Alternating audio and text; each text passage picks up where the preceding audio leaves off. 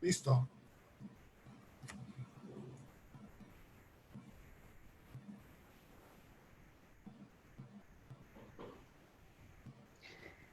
Muy buenas tardes en un nuevo encuentro de la Sociedad Latinoamericana de Cuidados Intensivos Pediátricos. Soy la doctora Norma Abogado y les saludo en nombre de la mesa directiva. En esta oportunidad estamos con el Comité de Emergencias y voy a pasar a presentar a las moderadoras de la mesa. Está la doctora Paula Rojas, ella es pediatra general, es servicio de urgencias pediátricas de la Clínica Alemana en Santiago de Chile. Y la doctora Laura Galdis Blanco, ella es pediatra, especialista en medicina de emergencias pediátricas y simulación clínica de la Universidad de Toronto. Es fellow del Instituto del Mejoramiento de la Calidad y Seguridad del Paciente, es jefa médica del Servicio de Pediatría de Urgencias Fundación Valle de Lili, Cali, Colombia. A continuación queda con ustedes la doctora Laura Galvis.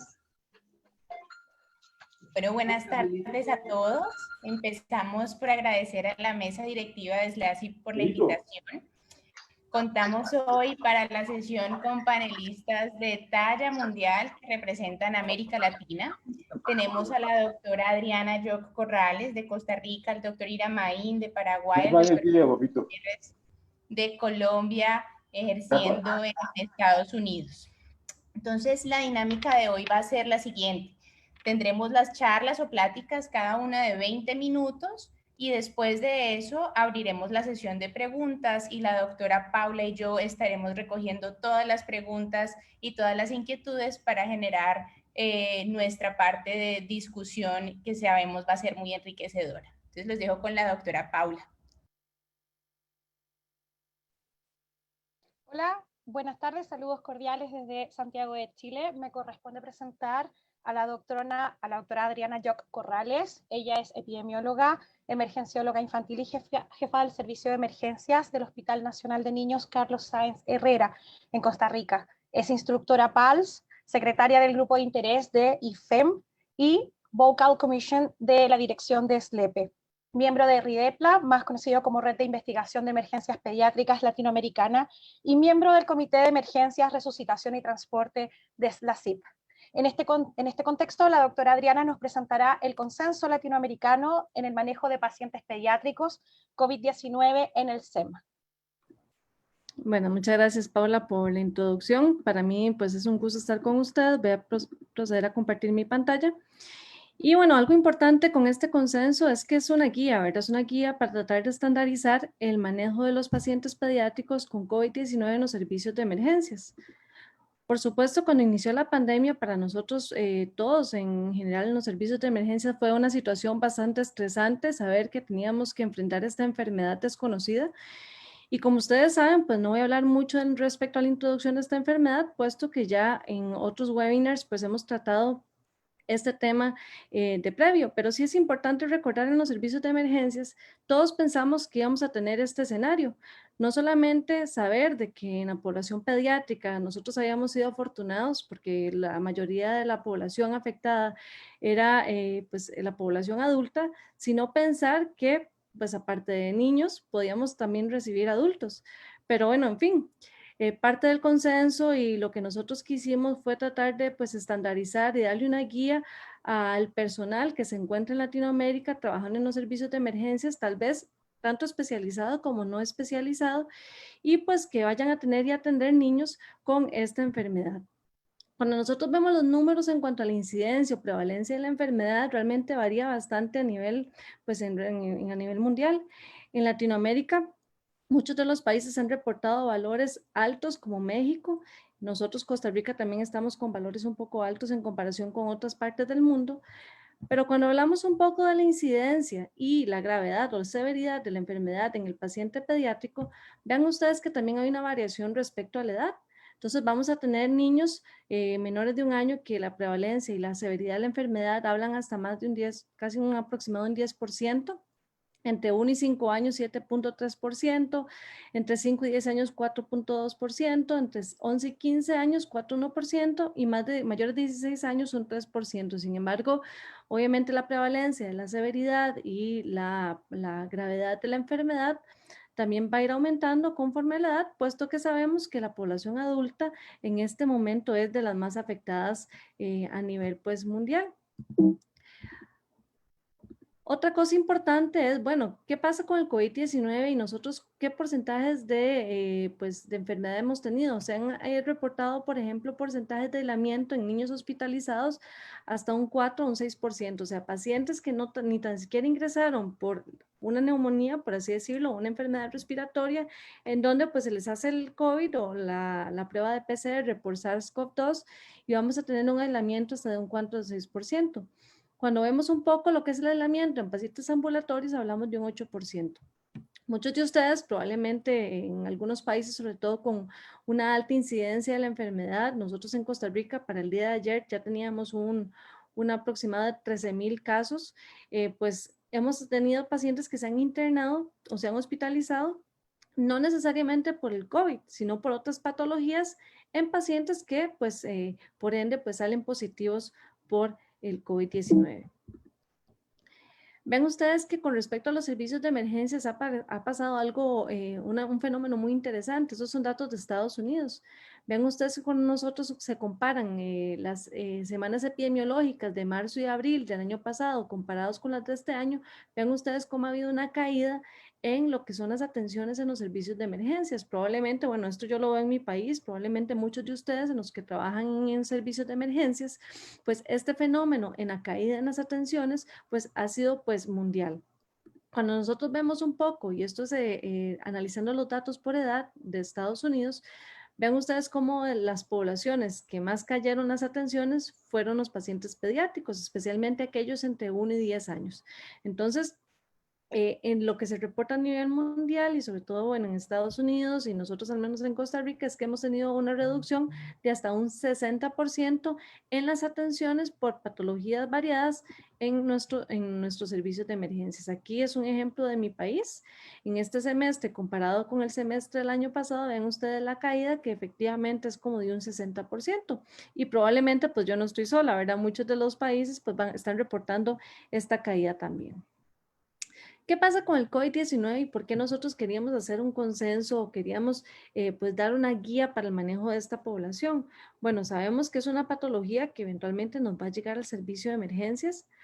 Muchos de los casos de los pacientes pediátricos se han reportado como casos leves, entonces el reconocimiento de esta enfermedad pues no solamente pues nos ayuda a nosotros a ver qué vamos a hacer con el paciente, sino también a la reducción de la posibilidad de infección al personal de salud que trabaja también con esta población.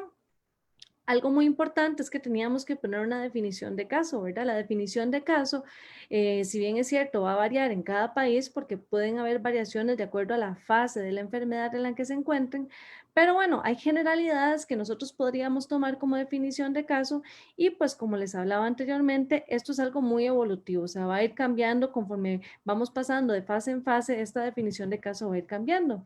En general, hablamos de un paciente que se va a presentar con fiebre alta, todo dolor de cabeza, dolor de garganta, congestión nasal.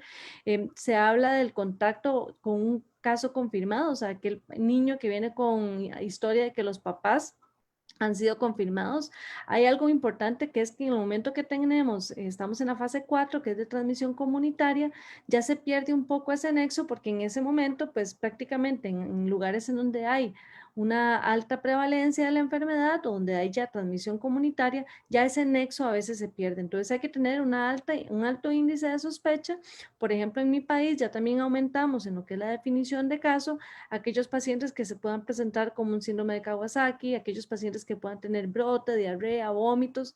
Hablamos de que el COVID-19 al final es el gran simulador, ¿verdad? Puede presentar diferentes síntomas como la anosmia, por ejemplo, y pues no necesariamente tener mocos y tos como nosotros lo esperamos, pero ser al final un COVID. Entonces tenemos que estar actualizados con la definición de caso de nuestros países, pues esto va a ser muy individual para cada lugar, pero en general podríamos hablar de aquel paciente que tenga datos de síntomas respiratorios y aunado a esto, aquel paciente que pueda tener además una infección respiratoria aguda grave, que nosotros la vamos a definir como aquel paciente que presenta taquipnea, de acuerdo a la edad del paciente, saturación de oxígeno por debajo del 92% en aire ambiente, aumento de infiltrados en más de un 50% a las 24-48 horas. Si nosotros tuviéramos una radiografía de previo, nosotros hemos tenido este fenómeno en nuestro hospital en donde el paciente ingresa, tiene un COVID positivo, la placa se encuentra totalmente limpia y 24 horas después el paciente empieza con infiltrados. Entonces,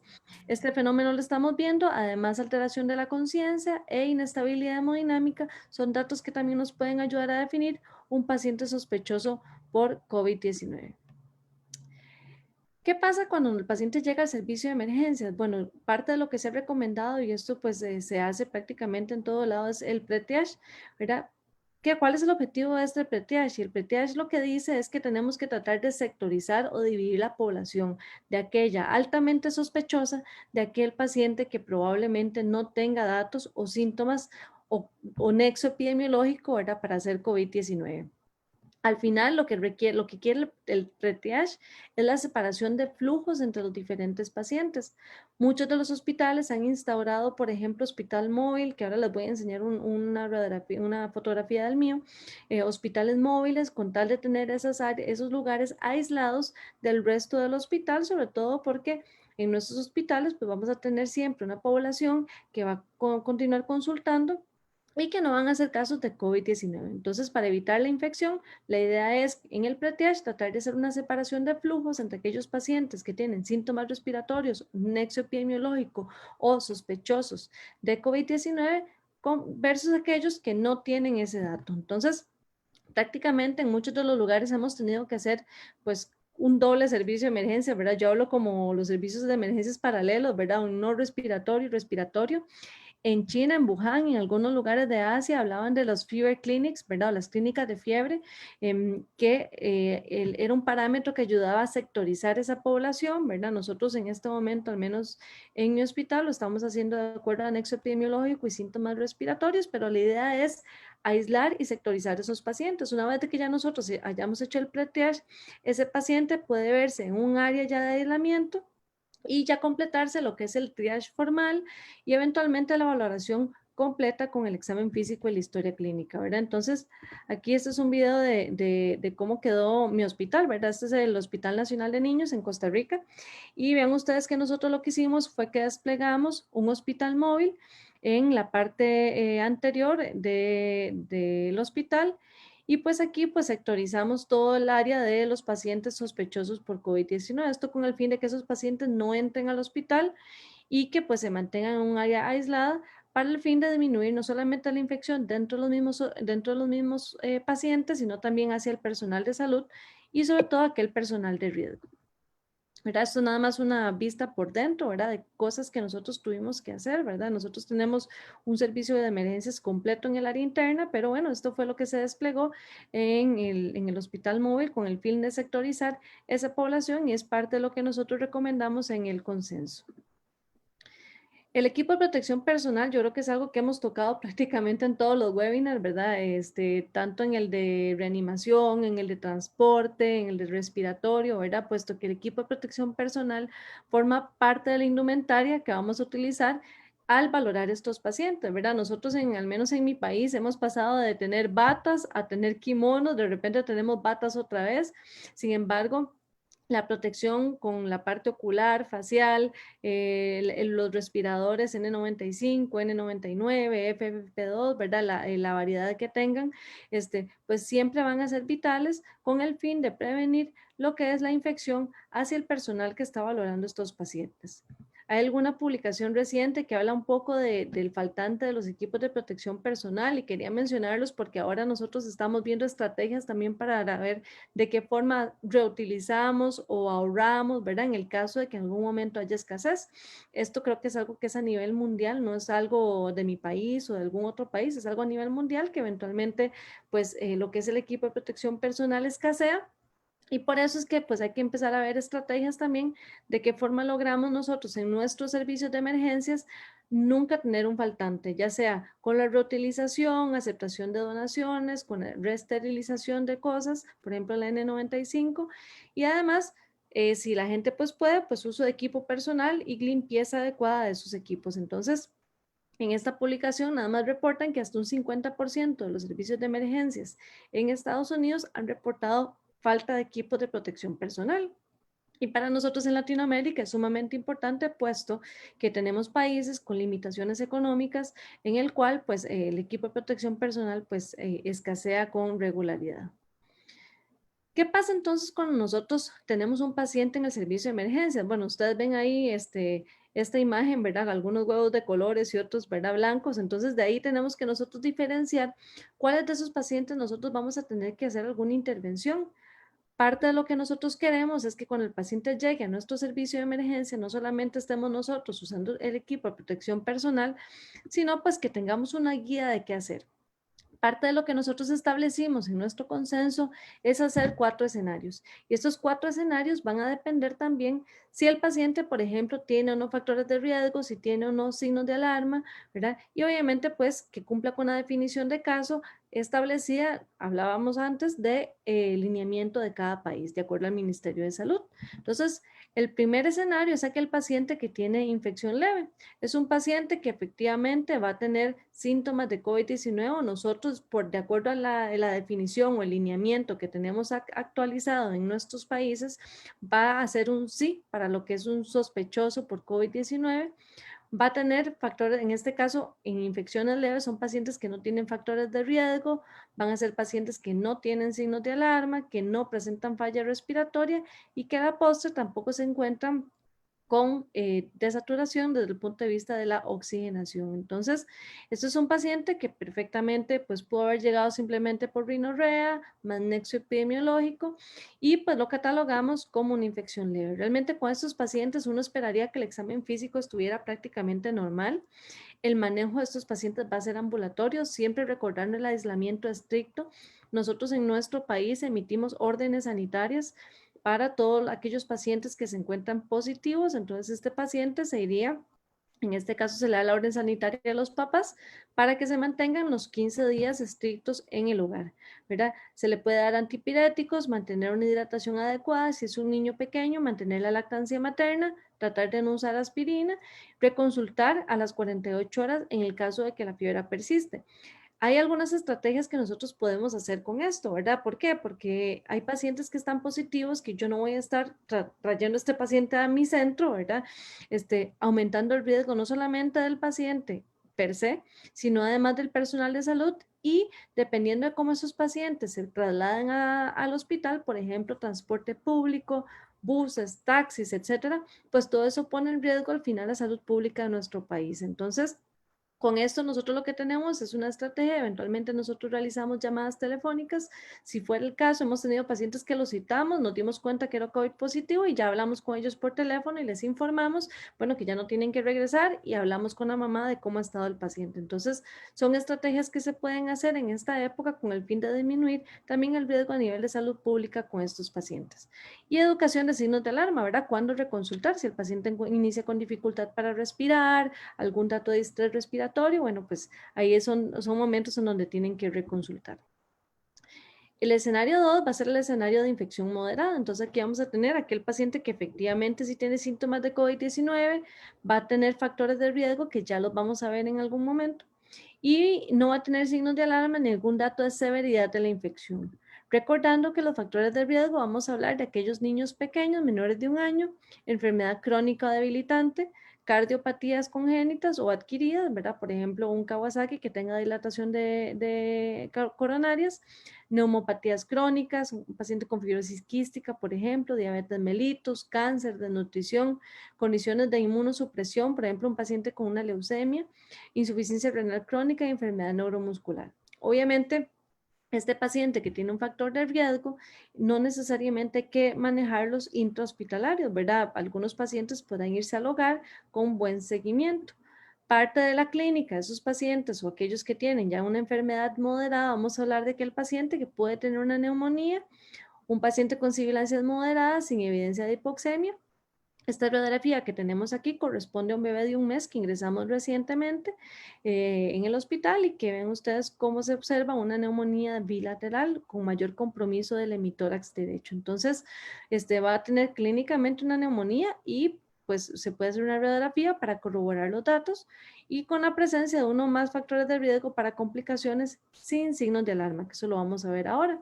En estos pacientes, además de hacerles la prueba, ¿verdad? Si se van a quedar hospitalizados, de eso va a depender también del lineamiento que tengan cada uno en sus áreas, en los lugares donde viven.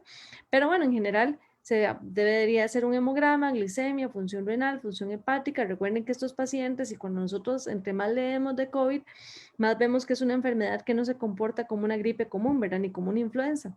Es una patología o un virus que genera también inflamación multisistémica y también pues a veces trastornos de la coagulación. Entonces, hacer exámenes de base en aquellos pacientes que se encuentran con enfermedad moderada es una buena práctica para tener basales si el paciente llegara a descompensarse.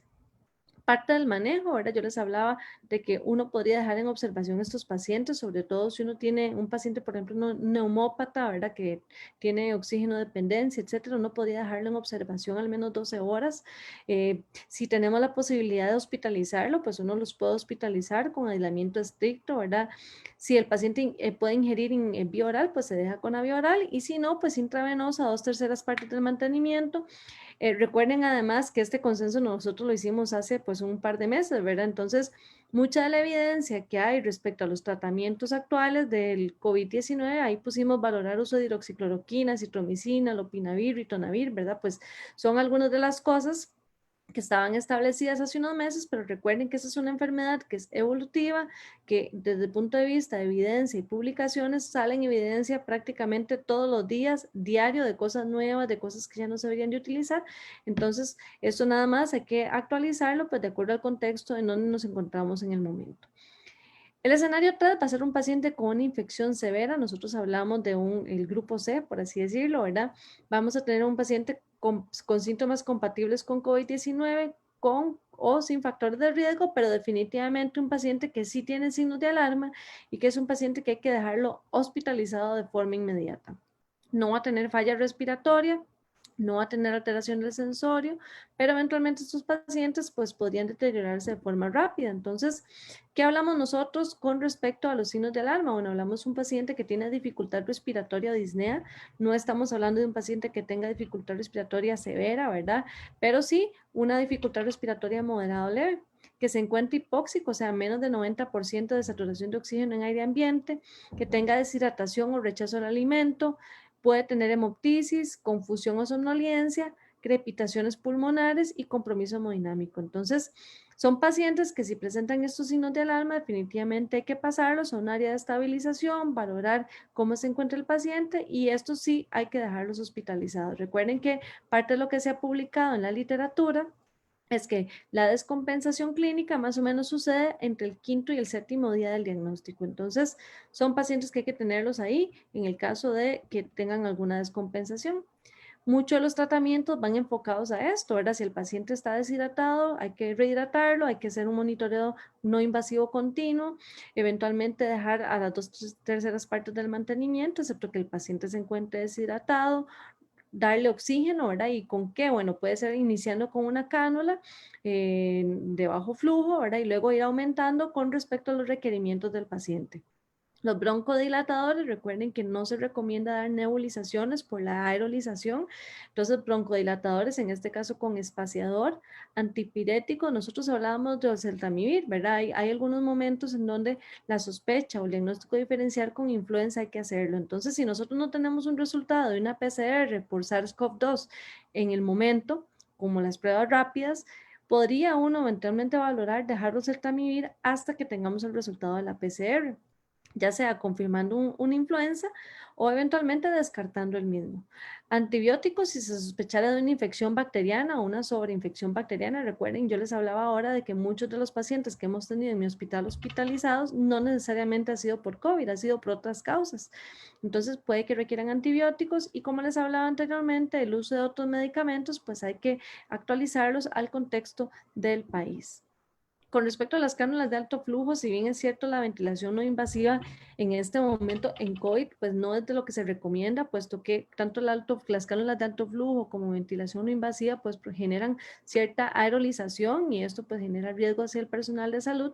Sin embargo, en el caso de que lo tuviéramos que utilizar, pues se habla de cuándo, ¿verdad? ¿Cuándo vamos a utilizar esto? Bueno, cuando tengamos un paciente ya con 7 litros por minuto de oxígeno, con mascarilla con reservorio, pacientes que ya requieran más de un F2 de un 60%, un SAFI de 300, entonces más o menos pues hay algunas características de severidad que implican que el paciente pues va a requerir algún tipo de soporte, ¿verdad? Y en algunos lugares del mundo, por ejemplo, no utilizan ventilación no invasiva, sino que le ponen al máximo el oxígeno que se pueda y luego pues proceden a intubar al paciente. El escenario 4 va a corresponder a un paciente crítico, ¿verdad? Entonces, en este caso, a todos los 5 rubros vamos a contestar que sí, si tiene síntomas, si tiene factores de riesgo, si tiene signos de alarma, si presenta datos de falla respiratoria, alteración del sensorio, inestabilidad hemodinámica y la saturación de oxígeno pues va a estar por debajo del 92% con taquipnea al aire ambiente. Entonces, aquí hablamos un poco ya de los criterios de severidad. Nosotros establecimos esos criterios de ingreso a UCI, ¿verdad? Sin embargo, no son los únicos, ¿verdad? Y además de esto, no necesariamente el hecho de que tenga un criterio ya indica que el paciente va a subir a cuidado intensivo. Recuerden que las unidades de cuidado intensivo usualmente son unidades que se encuentran llenas, ¿verdad? Más adelante tal vez podemos discutir un poco con los otros colegas qué pasa en las unidades de cuidado intensivo en los hospitales donde ustedes trabajan, pero en mi hospital la unidad de cuidado intensivo en algunas ocasiones está llena, no necesariamente por pacientes por COVID, sino por otras patologías. Entonces, parte de los criterios es valorar en el área donde nos encontramos cómo está la evidencia clínica del distrés respiratorio, podemos hacer algunos parámetros como el del PA2 entre el FIO2 de menor de 250, podríamos eventualmente menos de 92% si el paciente tiene un FIO2 mayor o igual al 50%, apneas recurrentes, la necesidad de ventilación mecánica asistida, inestabilidad hemodinámica, trastorno de la conciencia, infiltrados pulmonares en más de 2 cuadrantes. Entonces, hablamos un poquito de los criterios de ingreso a UCI. En mi hospital, nosotros hemos tenido pues un flujo rápido, puesto que en el área donde nos encontramos, en el área COVID, que así le llamamos nosotros, pues la posibilidad de mantener un paciente ventilado con esta patología pues es muy baja. O sea, no tenemos el escenario pues adecuado para tener un paciente de este tipo. Entonces, usualmente nos están pues subiendo rápido los pacientes y es algo pues que hay que tomar en cuenta.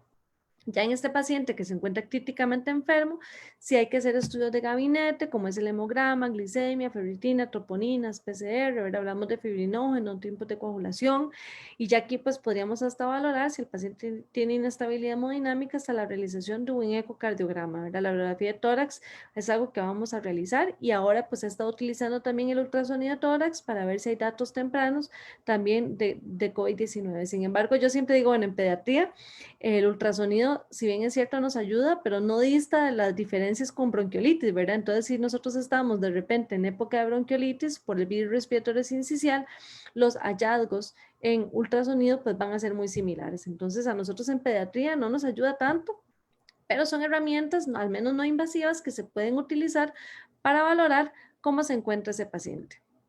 Con respecto a la intubación, simplemente hay que tomar algunas precauciones. Recuerden los tubos con balón, preoxigenar con reservorio y no dando con bolsa autoinflable, ¿verdad? Puesto que esto puede generar mayor aerolización, evitar como les hablaba, este dispositivo, limitar los procedimientos que aerolicen, ¿verdad? Entonces, si nosotros podemos evitar esa aspiración y eventualmente, por ejemplo, utilizar métodos de barrera, ya sea la caja acrílica o eventualmente plástico, ¿verdad? Este es lo que nosotros utilizamos en Costa Rica, ¿verdad? Que es un armazón de hierro y plástico porque nos pareció que era mejor manipular la vía aérea de esta forma que hacerlo con una caja acrílica, ¿verdad? Pues son estrategias que cada país pues ha instaurado y en el caso nuestro pues eso fue lo que nosotros hicimos, ¿verdad? Recuerden además los filtros antivirales, ¿verdad? Que son importantes, así como sistemas de aspiración cerrada en caso de que tuviéramos que hacerlo, pero bueno, son algunos diferencias que tuvimos que modificar a la hora de manejar un paciente con COVID-19 que se encuentre críticamente enfermo versus aquel paciente que no tiene COVID. Entonces,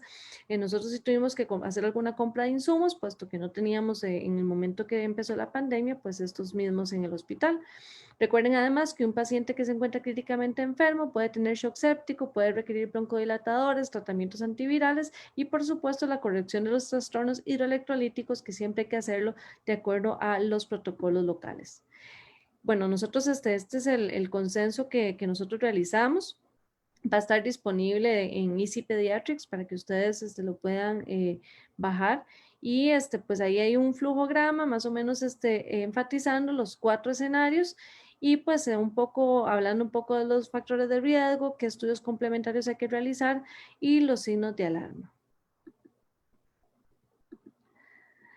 En este momento, con respecto a la pandemia, el manejo, como les hablaba, es algo que es muy evolutivo. Nosotros tenemos que seguir leyendo y leyendo todos los días, ¿verdad? Si bien es cierto, este consenso nos ayuda a estandarizar el manejo de los pacientes, pues hay que individualizarlos, ¿verdad? No todos los podemos manejar igual y siempre algunas patologías que hemos tenido, por ejemplo, sumadas al COVID-19, por ejemplo, los politraumatizados, trauma de cráneo, pacientes con un diagnóstico nuevo de leucemia, ¿verdad? Pues todo eso va a variar los lineamientos o los manejos pues que ya tengamos establecidos para los pacientes de acuerdo a la severidad. Muchas gracias. Aquí. Bueno, muchísimas gracias a la doctora Yoc Corrales por su excelente intervención. Y tengo el honor de dar la bienvenida al doctor Ricardo Iramaín, quien es expresidente de SLACIP, actual coordinador general del Comité de Emergencias de la SLACIP, profesor titular de pediatría de la Universidad Nacional de Asunción y jefe del Departamento de Emergencias Pediátricas del Hospital de Clínicas. Los dejo entonces con el doctor Iramaín, quien va a darnos la charla Síndrome Inflamatorio Pediátrico Sistémico versus Síndrome de Shock Kawasaki, mellizos o parientes lejanos. Gracias, Laura, por la presentación y gracias por la invitación y por la oportunidad de poder participar a la mesa directiva de la SLACIP, que está teniendo un muy buen trabajo. Quiero aprovechar la oportunidad para felicitarles. Este es mi hospital donde yo trabajo. Para quienes no lo conocen, es el Hospital de Clínica de Paraguay. Estamos trabajando en el Departamento de Emergencias Pediátricas. Y el tema, como lo dijo Laura, es el que nos convoca justamente es el síndrome inflamatorio pediátrico sistémico, versus, que a partir de ahora lo vamos a llamar PIMS, porque hay muchas maneras de llamarlo realmente, versus el síndrome de Shock de Kawasaki, y vamos a responder al final de la disertación esta pregunta: si son mellizos o parientes lejanos. ¿Por qué? Porque al inicio realmente esta pandemia nos ha confundido muchísimo a todos y necesitamos hacer algunas puntualizaciones al respecto.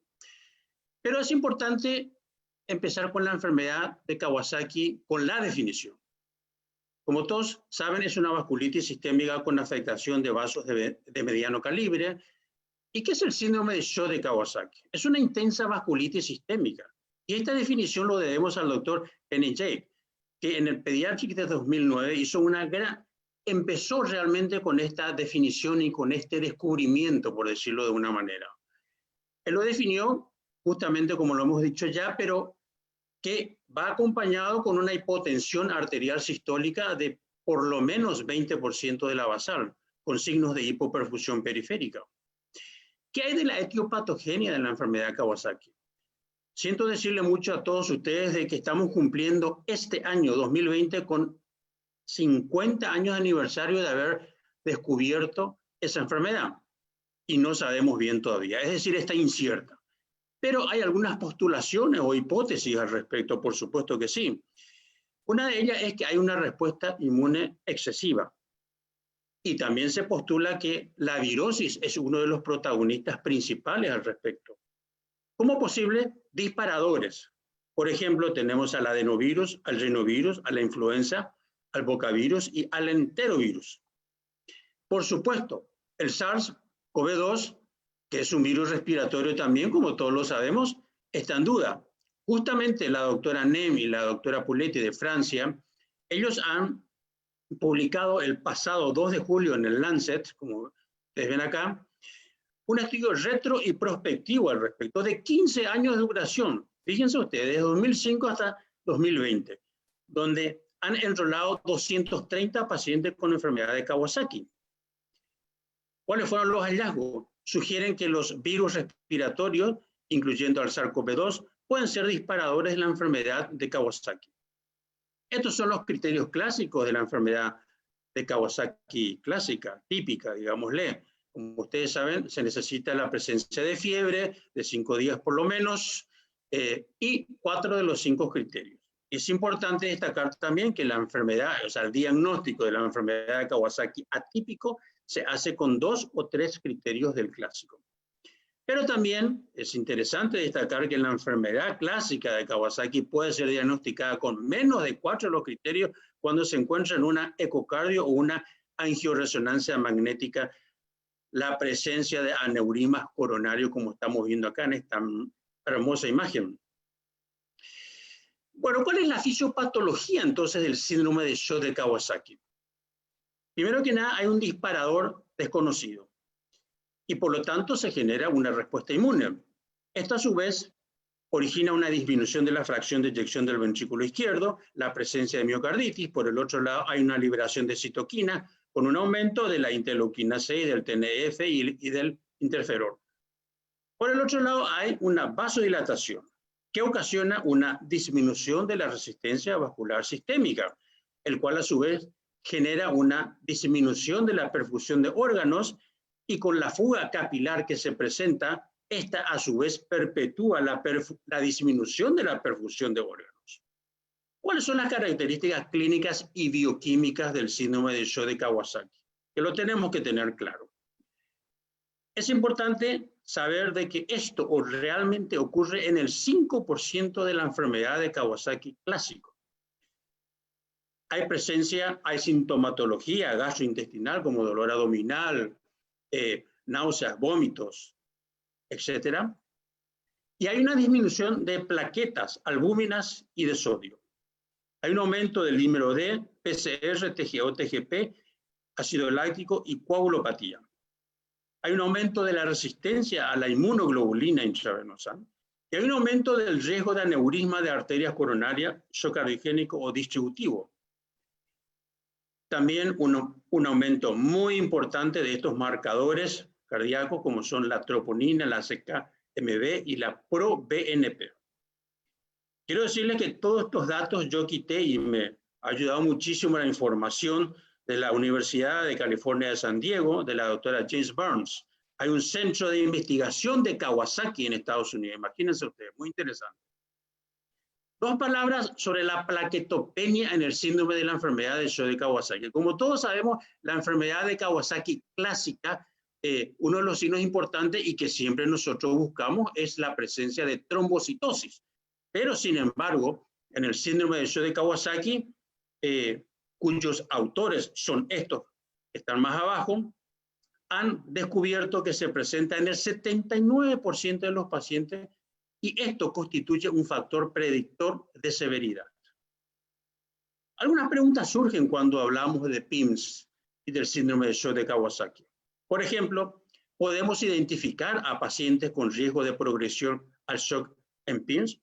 Definidos como aquellos pacientes que requerirán inotrópicos y resucitación fluídica más de 40 ml por kilo de peso. Justamente estos autores que están más abajo, el doctor Levine del Imperial College de Londres y la doctora James Burns del Hospital de San Diego, California, ellos han encontrado que cuando los pacientes tienen neutrófilos muy altos, linfocitos y hemoglobina muy bajos, tienen riesgo de presentar shock. Las lesiones coronarias son debidas a inflamación. No se encontró ninguna asociación entre los niveles de inflamación y los niveles de los marcadores de injuria miocárdica y el desarrollo de anomalías coronarias. Lo que sugiere que las alteraciones coronarias no solo son debidas a inflamación. ¿Qué exámenes de laboratorio vamos a pedir cuando estamos ante un probable PIMS o síndrome de shock de Kawasaki?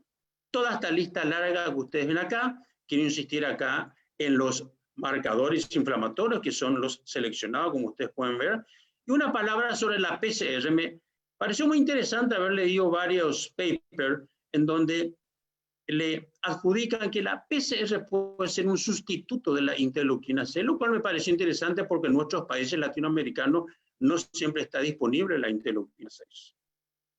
¿Qué marcadores cardíacos tengo que pedir? La troponina, ProBNP, CK, MB.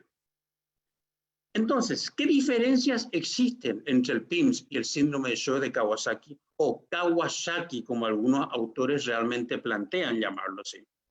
Vayamos primero a Italia, donde el doctor Verdoni, en mayo pasado, ha llamado la atención de estos primeros casos. Él, lo que hizo es, y su grupo, hacer un estudio retrospectivo, en donde retro y prospectivo realmente, en donde dividieron en dos grupos. El grupo 1, 19 pacientes con diagnóstico de enfermedad de Kawasaki antes de iniciar la pandemia. El grupo 2, 10 pacientes con diagnóstico de enfermedad de Kawasaki después de iniciar la pandemia. ¿Cuáles fueron sus hallazgos? Que el 50% del grupo 2 presentaron síndrome de Shock de Kawasaki, y la incidencia de Kawasaki fue 30 veces más frecuente luego de iniciada la pandemia por COVID-19 que en los últimos 5 años. Los pacientes del grupo 2 tuvieron más involucramiento de sintomatología gastrointestinal, más falla miocárdica, marcadores inflamatorios mucho más elevados y una linfopenia muy llamativa. Es interesante también referirnos al trabajo del doctor Ricciardi, en Pediatrics de este año, en mayo pasado.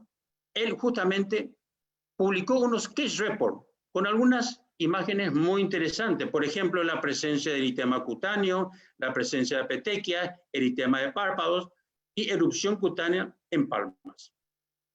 Vayamos al Reino Unido ahora, en donde la doctora Elizabeth Whittaker y colaboradores enrolaron a 58 pacientes de 8 hospitales de Inglaterra. Pero para tal efecto quiero primero mostrarles a ustedes las 3 definiciones que existen, para que vean ustedes que no hay una unanimidad o consenso en relación a definir el caso de COVID. Pero yo me voy a referir a la definición del Royal College de Reino Unido, que es de este trabajo, en donde ellos sostienen que tienen SARS-CoV-2 aquellos pacientes, aquellos niños que presentan fiebre persistente, datos de inflamación, neutrofilia, PCR elevada y linfopenia de evidencia con disfunción multiorgánica. Esto puede incluir a niños que cumplan total o parcialmente los criterios para enfermedad de Kawasaki. Se excluye cualquier causa evidente de infección bacteriana. Vayamos ahora a las comparaciones que ellos encontraron con respecto a los pacientes. Tenemos acá por un lado abajo la enfermedad de Kawasaki, el síndrome de Shock de Kawasaki y también el síndrome de shock tóxico, que es el otro diagnóstico diferencial próximo. Bueno, ¿qué pasó con los pacientes que tuvieron PIMS? Fíjense usted acá, la edad mucho más elevada en relación a las otras 3 patologías. En relación a los glóbulos blancos y los neutrófilos no hubo tanta diferencia. Tal vez hoy en día se habla mucho más de neutrofilia, pero el poco tamaño de muestra tal vez no pudo permitir una diferencia en este caso. Veamos ahora qué pasó con los linfocitos. Fíjense usted acá.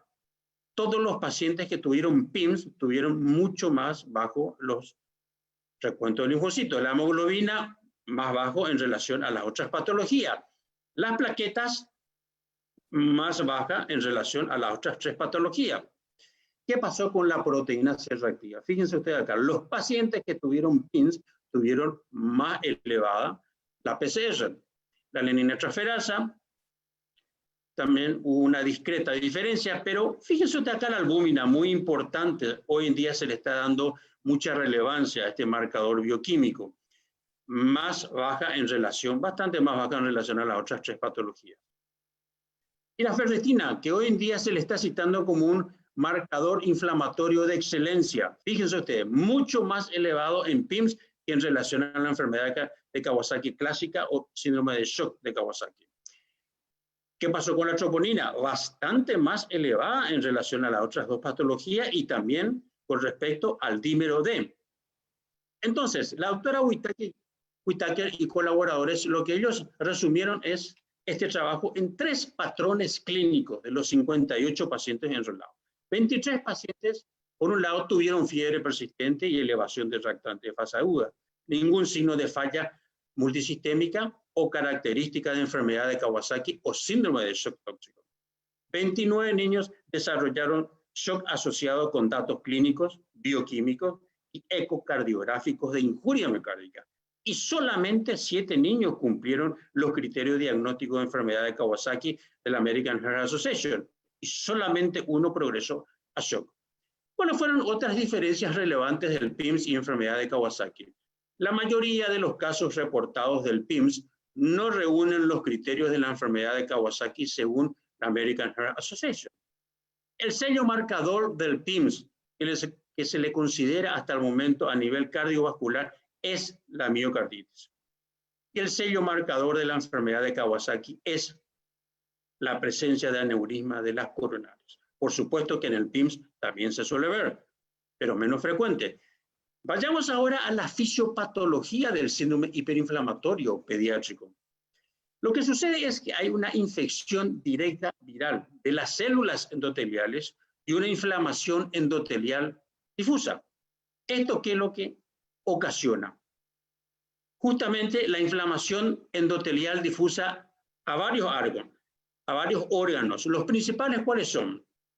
El corazón, el riñón, el hígado y el tubo digestivo. Pero estamos hablando que cualquier órgano, por supuesto, puede ser afectado porque estamos hablando de una inflamación multisistémica. Y también existe una microvasculopatía que lleva a un escape capilar. Y justamente acá tenemos el escape capilar de fluidos que lleva al contexto clínico llamado síndrome de fuga capilar, muy frecuente en el PIMS, cuyos componentes son la disminución severa de albúmina, edema difuso y algo muy importante como es esto, la presión arterial. Es decir, estamos hablando de una hipotensión arterial muy importante. ¿Por qué? Porque hay una presencia de shock vasodilatador refractario que algunos lo llaman el shock vasopléjico. Veamos un poquito ahora las características clínicas del PIMS en lactantes. Acá vemos la conjuntivitis, el exantema polimorfo en miembros inferiores y en miembros superiores. Hay algunos autores que se hicieron esta pregunta. ¿Qué alteraciones cardíacas hay en el PIMS? Y justamente este paper ha salido publicado el 14 de julio pasado y ellos lo que lógicamente concluyeron es que la ecocardio es una herramienta fundamental y lo que encontraron es una disfunción ventricular izquierda en el 80%, alteraciones coronarias por inflamación endotelial de las arterias muy poco frecuente y regurgitación en la válvula mitral y tricuspida en el 87% de los casos. Vayamos ahora a Nueva York, en donde la doctora Elizabeth Dufort y colaboradores han enrolado a 99 pacientes que cumplieron con los criterios de PIMS desde el 0 a 19 años. Esta es la caracterización clínica que ellos encontraron, pero yo les voy a hacer un resumen más amigable de esta tabla que estamos viendo acá, para decirles que los hallazgos más notables en este estudio, según los autores, fueron la alta prevalencia de disfunción cardíaca más frecuente en adolescentes, 32% tuvieron hipotensión arterial, a la admisión 62% requirieron inotrópicos, 80% tuvieron ingreso a UCI, bajo porcentaje de diagnóstico de Kawasaki, mayor de 5 años, todos los grupos de edad tuvieron síntomas gastrointestinales y dermatológicos. Vayamos ahora a París, en donde el doctor Grimaud y colaboradores enrolaron a 20 pacientes de 4 hospitales. Ellos encontraron que todos fueron admitidos a UCIP por shock y miocarditis, 100% con la presencia de dolor abdominal, más vómitos, más fiebre, 100% hipotensión arterial. Sigamos por unos segundos en la linda París, en donde la doctora María Pauletti ha publicado justamente este paper muy interesante que va a salir, entre paréntesis, publicado en el mes de agosto, desde hace muy pocos días ya está en internet. Ellos enrolaron a 16 pacientes, en donde lo llamaron el Kawa COVID-19, por la vinculación que tiene el Kawasaki al COVID. Encontraron que 71% de los pacientes cumplieron los criterios del American Heart brazo sencillo para la enfermedad de Kawasaki completo. 81% tuvieron síntomas gastrointestinales, 44% tuvieron miocarditis e ingresaron a UCIP, 18 pacientes tuvieron dilatación coronaria, 44% reunieron criterios de síndrome de shock de enfermedad de Kawasaki y solamente 2 pacientes ingresaron al respirador. 69 pacientes tuvieron SARS-CoV-2 positivo. Los factores pronósticos de curso severo que ellos se encontraron es cuando aquellos pacientes han tenido la edad mayor de 5 años. Y algo muy interesante, la ferritina mayor de 1.400 microgramos por ml. Entonces, ¿qué órganos son los más afectados en el CAWA-COVID según este trabajo? El gastrointestinal, la pericarditis y la miocarditis. Fíjense ustedes, 44% de miocarditis y 86% en formas severas, lo que consolida lo que hemos dicho, que el sello marcador del PIMS es realmente la miocarditis. Hay algunos autores que han encontrado diferencia entre el PIMS y el síndrome de tormenta de citoquinas. Por ejemplo, ellos lo han definido como el PIMS que se caracteriza por la presencia de fiebre, inflamación y disfunción multiorgánica que ocurre en la fase tardía del SARS-CoV-2, posterior a las 2 a 6 semanas de la infección, pacientes previamente sanos, en donde encontraron mucho compromiso gastrointestinal y miocárdico. Sin embargo, en el síndrome de tormenta de citoquinas se presenta este síndrome al final del curso agudo de la infección, durante la segunda semana aproximadamente.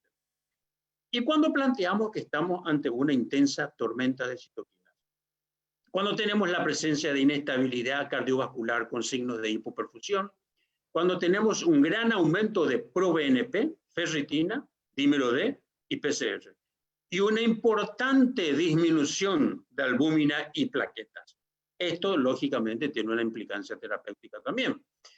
Y bueno, acá les voy a compartir el último trabajo publicado, que tiene 48 horas de haberse publicado. La doctora Feinstein y colaboradores, ellos hicieron un estudio retro y prospectivo de vigilancia, enrolaron a 186 pacientes de 26 estados de Estados Unidos.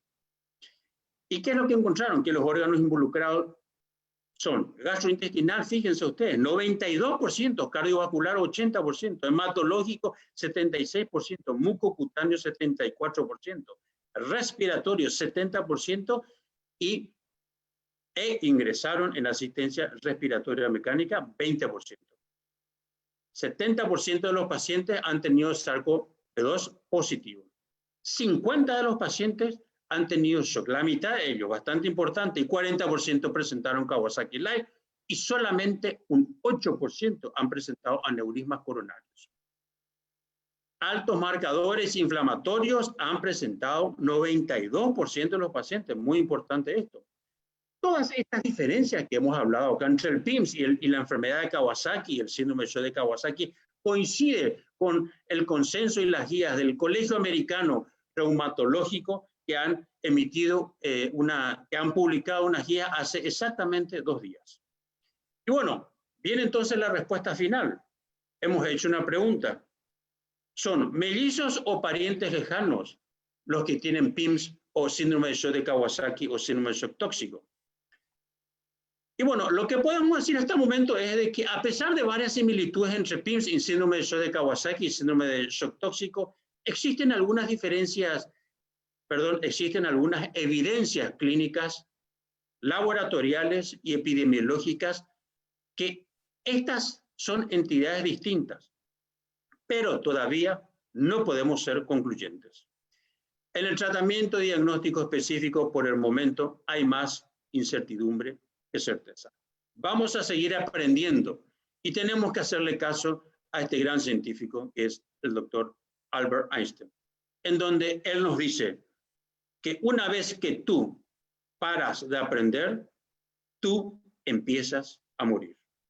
Muchas gracias por su atención.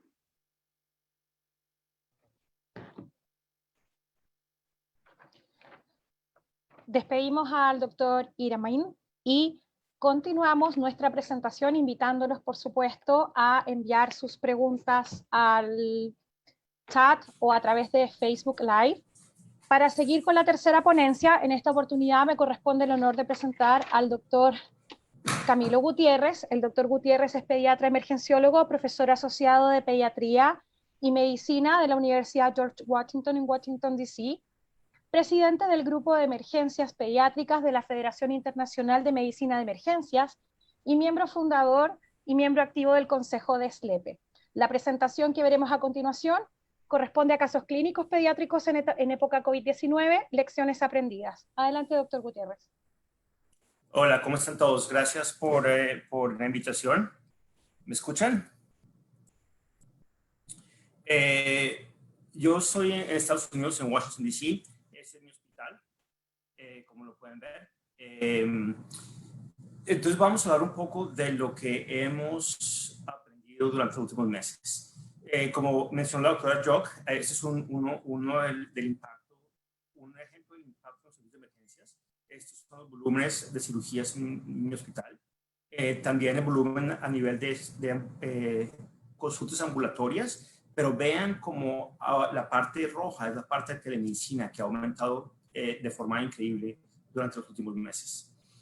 Como mencionábamos antes en ambas charlas, hay cientos de publicaciones en los últimos 3 meses con respecto a COVID, algunas de ellas ya discutidas con respecto a la infección en los niños. Son los datos de mi hospital. Entonces, para que vean que tenemos algún tipo de experiencia con esto. En los últimos, entre marzo y julio, hemos manejado alrededor de 550 pacientes con SARS-CoV positivos que han sido manejados. De estos 550 pacientes, el 26% han sido hospitalizados y de ellos el 30%, alrededor de 43 o 50 pacientes, han requerido unidad de cuidado crítico. Y el 70% han estado en el piso normal, pero han tenido que ser hospitalizados. Y el censo diario en los últimos meses estuvo alrededor de 17 pacientes, pero las últimas semanas ha bajado a más o menos 4 o 6 pacientes.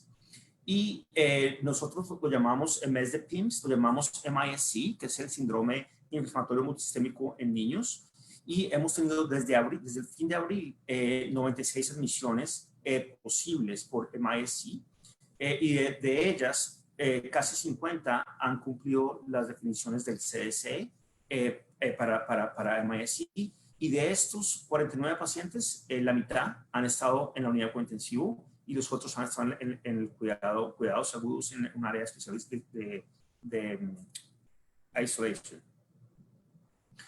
Y estas son las características de los pacientes que hemos visto en mi hospital. Hemos tenido entre 3 semanas a 25 años porque admitimos a un par de adultos para ayudar a los hospitales de adultos que han tenido bastantes pacientes. 51% han sido femeninos y la mitad masculinos. Hospitalizados, como les decía, la mayoría por algún motivo han sido femeninos.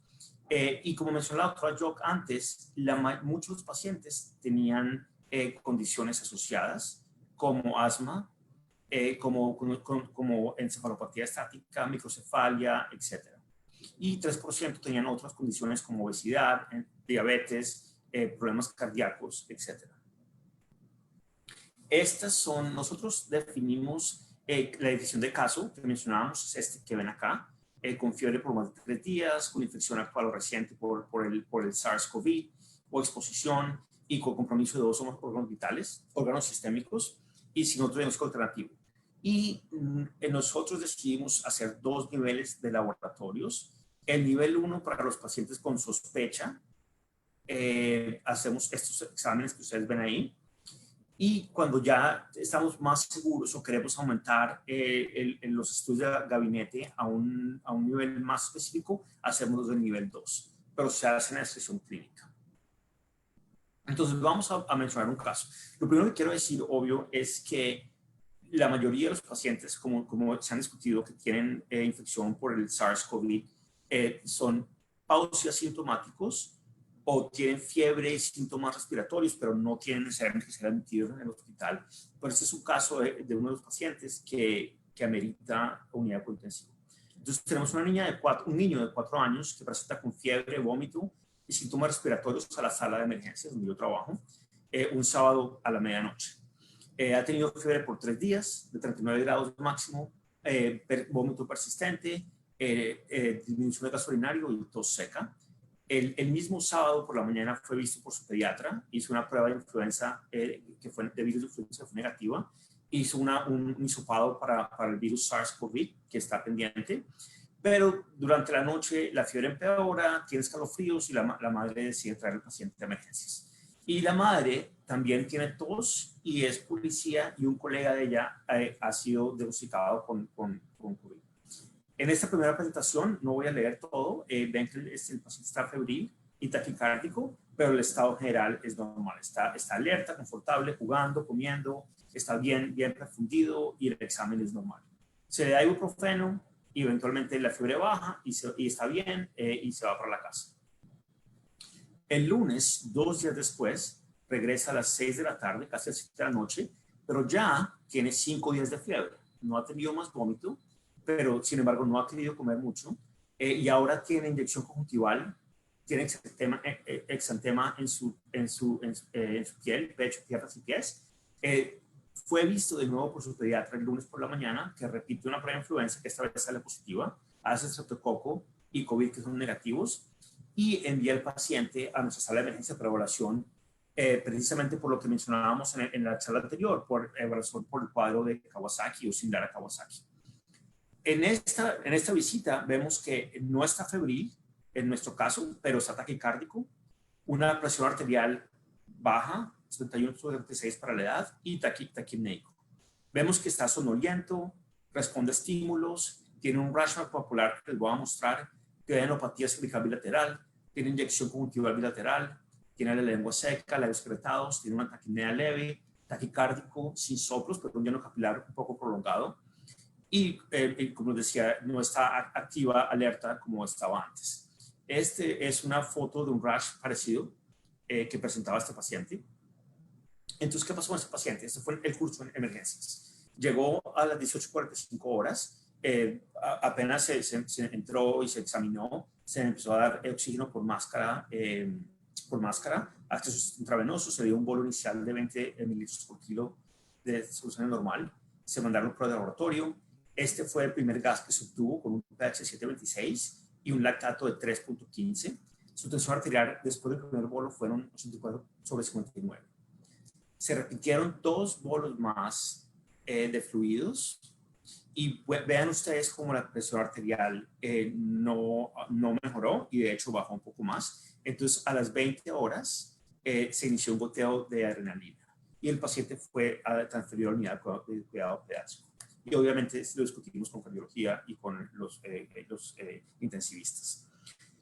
Sus exámenes de laboratorio muestran una leucocitosis de 17.000 glóbulos blancos, con una hemoglobina de 10, plaquetopenia de 164, la proteína C reactiva de 13.36, que en nuestro laboratorio es 13.36, pero es equivalente a 130, depende de cómo lo vean. Albúmina baja, como se mencionaba en la charla anterior, creatinina elevada, un BUN elevado, un dímero D elevado de 3.5, una troponina elevada. Aquí también mandamos el péptido natriúrico atrial, que también estaba elevado. Tenía piuria y tenía interleuquina 6 elevada, ferritina elevada. Y inicialmente la prueba de SARS-CoV era negativa, pero por alguna casualidad la prueba para rinoenterovirus era positiva. La radiografía de tórax mostraba un aumento de líneas intersticiales difusas, taquicardia sinusal y una radiografía inicial con función ventricular disminuida. No voy a mencionar esto, ya se lo he hecho en la anterior, pero solamente para recordar las diferencias en laboratorios entre el síndrome multisistémico en niños y el síndrome de Kawasaki, con diferencias de edad y los laboratorios que se mencionó en la charla anterior. Y les quería mostrar esta diapositiva que nos demuestra la incidencia del síndrome inflamatorio multisistémico comparada con la incidencia de picos de infección por el virus de SARS-CoV. Esto es en Londres y ven cómo aumenta inicialmente los casos confirmados de COVID-19 y eventualmente unas 10 a 15 días después los casos de inflamación sistémica. Esto es en Nueva York y pueden ver el pico de casos de COVID y ven como 2 semanas después empiezan los casos de inflamación multisistémica de MIS-C. Y esta es nuestra información en Washington, D.C., en el Distrito de Columbia. y ven que el pico fue casi hacia principios y mitad de mayo, y a finales de mayo es cuando empezamos a ver el pico en los casos de síndrome inflamatorio multisistémico en niños. Estos datos son datos de mi hospital. Esto fue publicado en el Journal of Pediatrics temprano, en mitad de mayo, y vemos los pacientes que fueron admitidos y ven cómo los pacientes menores de 1 año y los pacientes adolescentes y adultos tempranos fueron los que fueron admitidos más comúnmente al hospital y en la línea verde al cuidado crítico. Entonces, como se mencionaba antes, pacientes adultos, jóvenes, adolescentes tienen más chance de necesitar cuidado intensivo crítico. ¿Qué pasa con esta paciente? En la unidad de intensivo desarrolló falla respiratoria, fue intubado por 5 días y pueden ver la radiografía antes de la intubación, como se presentaba. Esta radiografía no es de este paciente, pero la obtuve de esta referencia, pero es una radiografía similar. Entonces, con respecto a esto, y lo voy a dejar a discusión con todos los demás panelistas, podemos discutir cuál es la mejor manera para hacer secuencia rápida de intubación en estos pacientes. Podemos discutir un poco cuáles son los tipos de ventilación no invasiva, como mencionó la doctora Jock, y el manejo ventilatorio. ¿Cuál es la mejor técnica para ventilar a sus pacientes? Podemos hablar de esto de manera siguiente. Durante su hospitalización también a nivel cardiovascular se repitió la ecocardiografía y les voy a mostrar un par de videos. La función ventricular disminuyó, fue moderada. Insuficiencia mitral se vio, como se mencionaba en la charla anterior, y se vieron dilatación de las cavidades derechas y sus coronarias eran normales. Estuvo con un goteo de milrinona por varios días y se transicionó en anapilato. Las troponinas, las pueden ver acá, hicieron un pico y después disminuyeron. Este es el péptido natriúrtico atrial, que también hizo un pico y disminuyó. Y finalmente, cuando se fue para la casa, tenía un eco final con función sistólica normal. Y también podemos hablar con los demás panelistas sobre el tipo de soporte inotrópico de estos pacientes, que como se mencionaba el doctor Ricardo, tienen miocarditis, miocardiopatía y tienen hipotensión severa. Entonces podemos discutir los diferentes manejos. Veamos si funciona. Esto fue el eco inicial. Creo que no está funcionando. Pero bueno, lástima. Pero se veía la diferencia entre el eco inicial con una función ventricular moderada y el eco siguiente con una función ventricular bastante disminuida. Lástima que no están las imágenes. También se inició terapia de anticoagulación con enoxaparina cuando estaba hospitalizado y después se transicionó a rivaroxaban como para salir a la casa. Con respecto a infectología, le dimos insensación inicialmente y también se inició clindamicina.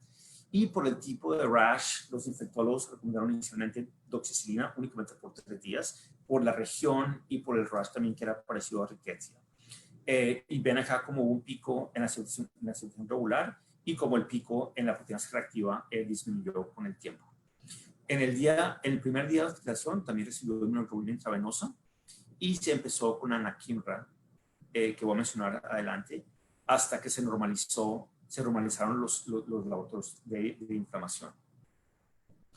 Entonces, para hablar un poco del manejo inicial de los pacientes, la doctora Jock y el doctor Ricardo hablaron de los diferentes tipos de terapias, pero hay que recordar que no hay ningún estudio randomizado, controlado, que prueba que algunas medicinas son más adecuadas.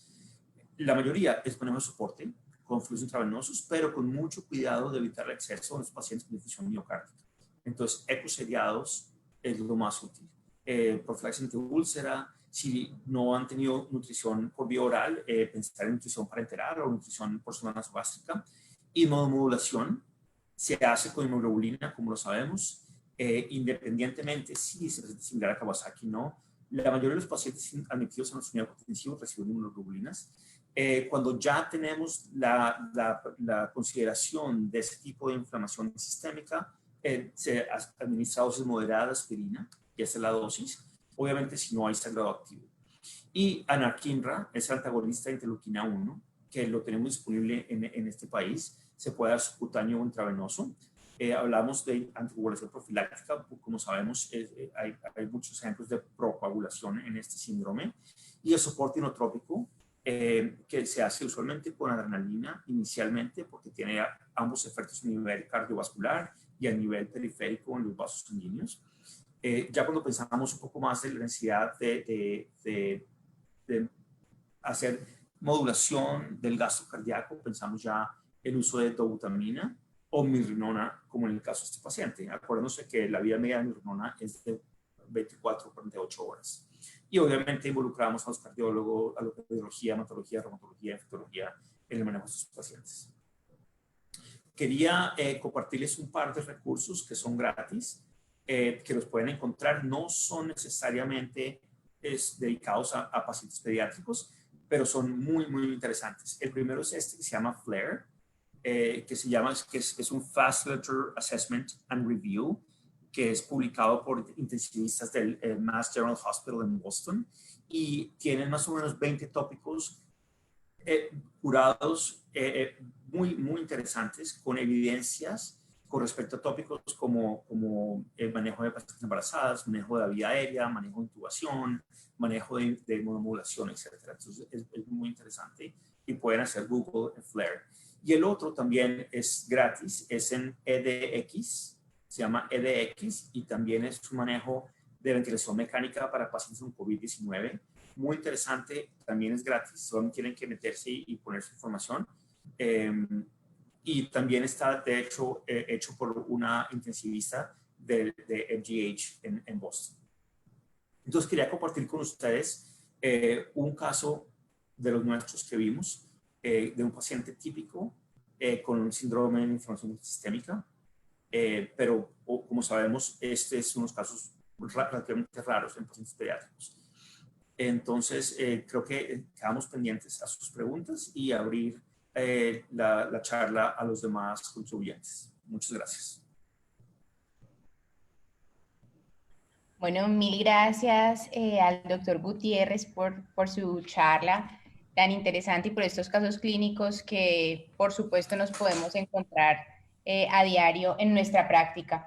Hemos recogido ya una serie de preguntas que con la doctora Paula vamos a empezar a hacerle a todos los panelistas y seguimos mientras tanto atentos a recoger las inquietudes para poder transmitírselas a todo el equipo.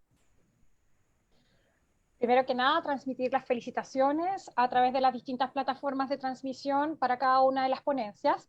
Y tenemos varias preguntas de las personas que han estado siguiendo estas 3 charlas. Vamos a ir avanzando en la complejidad y agradecemos la participación de todos los ponentes. La primera, una reflexión, COVID-19. ¿Hasta cuándo en la logística los pediatras vamos a estar separando servicios o probablemente sospechando que los síndromes febriles que se prolongan van a estar en el contexto potencial de un PIMS? Desde ese punto de vista, ¿hasta cuándo podríamos nosotros estar en sospecha y poder un poco volver a la normalidad? No sé qué podrán opinar al respecto. Doctora Yoc. Sí.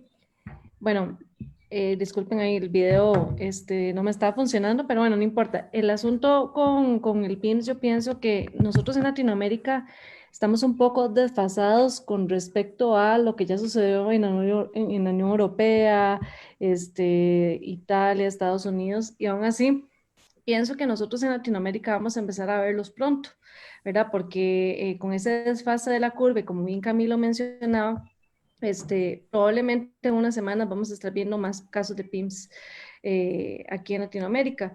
Yo creo, mi opinión es que la pandemia va a durar más allá de este año, ¿verdad? Y probablemente vamos a tener que continuar sectorizando y separando esos pacientes, al menos hasta donde se pueda. Va a llegar un momento en donde cuando la cantidad de pacientes sea tanto que casi que todo nuestro servicio de emergencias va a ser COVID, ¿verdad? Pero creo que esto va a durar muchos meses más y hay que irse preparando también desde el punto de vista de manejo y materiales y todo para ello. Sí, yo tendría que opinar sobre esto. A mí me parece totalmente de acuerdo con Adriana, pero lógicamente lo que estamos viendo hasta el momento es que esta pandemia va para largo, no va para corto, y todas estas separaciones que hemos planteado en las guías del Comité de Emergencia, creo que van a seguir vigentes hasta que la mayoría de la población a nivel mundial se haya vacunado. O sea, que no nos queda otra en ese sentido. O sea, por lo tanto, esto va a durar hasta el próximo año y vamos a tener que hacer un cuidado epidemiológico muy estricto en ese sentido. Sí, sí, yo estoy de acuerdo con Ricardo y con Adriana. Nosotros en este momento no estamos separando a los pacientes. Tenemos en nuestra sala de emergencias, obviamente salas de presión negativa, y los cuartos son aislados con puertas y con vidrios. Y los pacientes que tenemos alta sospecha o que son confirmados o que tienen sospecha alta por los síntomas y rash y todo lo demás, los ponemos ahí, pero no estamos haciendo áreas separadas en nuestro departamento. Por lo mismo, ya vemos que es transmisión comunitaria, entonces cada paciente tenemos sospecha de que potencialmente pueden ser infectados, ¿cierto? Los que ya tienen síntomas más específicos, los estratificamos basados en los laboratorios que hacemos y después decidimos el manejo.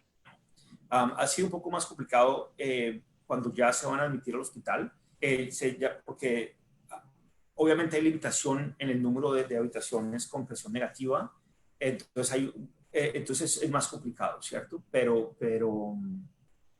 estoy de acuerdo, esto va para largo.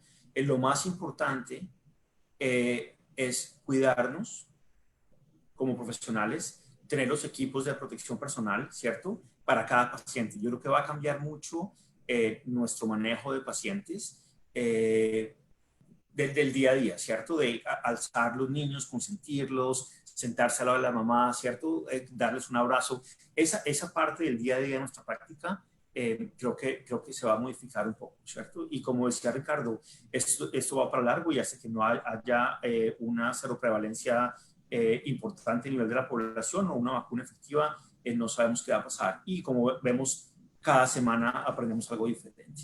Entonces, ojalá a través de programas como estos podamos aprender de cada uno de los demás. Bueno, tengo por acá otra pregunta muy interesante, de pronto para el doctor Iramain, pero con la concurrencia de todos. ¿Cuáles son los factores predictivos para progresión a shock en un paciente estable?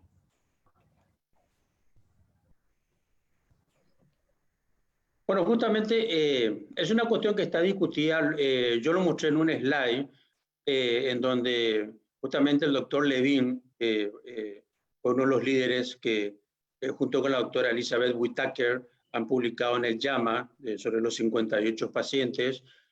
También la doctora James Barnes del Centro de Kawasaki de Investigaciones de California, de la Universidad de San Diego. Ellos lo que han encontrado que básicamente uno de los signos que más le ha llamado la atención es una linfopenia, pero muy disminuida. Estamos hablando menor de 1000, algunos dicen menor de 500. Con una hipoalbuminemia también muy marcada, muy disminuida, porque hoy en día se le está dando mucha importancia a la hipoalbuminemia severa. Hago la aclaración, severa, ¿por qué? Porque refleja el escape capilar de fluido que está habiendo. Es decir, que cuando tenemos una hipoalbuminemia muy severa, estamos teniendo un aumento de la permeabilidad vascular. El aumento de la permeabilidad vascular, lógicamente, como estamos diciendo y hemos dicho, genera el síndrome de fuga capilar. Y eso es todo lo que ocasiona e inicia la inestabilidad vascular muy severa en los pacientes que estamos viendo en el PIMS.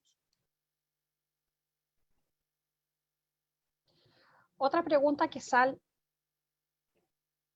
Doctor Iramain no tiene audio en este momento. Sí, yo acá te escucho. Perfecto. Otra pregunta que surge en el chat es, si bien la constelación de síntomas obliga a la sospecha clínica, ¿debemos depender de la serología o debemos depender de la PCR para darle nombre al PIMS o actuar solamente en consecuencia de los elementos inflamatorios que presentan los pacientes? Yo puedo responder esto. Como sabemos, la sensibilidad y especificidad de las pruebas actuales no son excelentes y también depende del estadio en la progresión de la enfermedad, ¿cierto? Entonces, yo creo que lo más importante es el cuadro clínico que presenta el paciente con laboratorios de soporte, como lo mencionó el doctor Ricardo, como hiperbilinemia, el nivel de inflamación, el dímero D, ferritina, etcétera, independientemente de la positividad o no de las pruebas para SARS-CoV. Muchos de los pacientes que tenemos, incluso nosotros, creo que la mayoría, de hecho, los hospitalizados, se les repite la prueba de PCR, nasofaringia o orofaringia. Y la mayoría de los casos, en este paciente que mencioné, en este caso, la tercera prueba fue positiva para COVID. Entonces, y usualmente es 2 o 3 o 4 días después, ¿cierto? Entonces, independientemente de la positividad o no, yo creo que es más el cuadro clínico y la progresión que se observe. No sé si el doctor Ricardo o la doctora Adriana tengan alguna opinión respecto a eso. Se quería complementar justamente, porque acá me está llegando una pregunta también dirigida a mi persona y creo que es el momento oportuno de contestarlo porque va ligado y tiene mucha relación con esta inquietud que están manifestando. No, lo que yo quiero decirle a los colegas de que por eso, justamente yo he mostrado las 3 definiciones de la OMS, del Royal College, de la CDC, porque no podemos esperar nosotros, bajo ningún punto de vista, de que haya una serología positiva para estar haciendo un diagnóstico de MINS o de PIMS, absolutamente. Para eso tenemos la presencia de fiebre y para eso tenemos los criterios clínicos, en donde yo he mostrado al respecto. Y una de las preguntas que acá me hacen es cuál yo sugeriría, cuál de los criterios yo sugeriría. A mí me parece que la OMS pone, por ejemplo, fiebre de 3 días, por lo menos. Yo creo de que 72 horas se me hace un poquito largo, honestamente.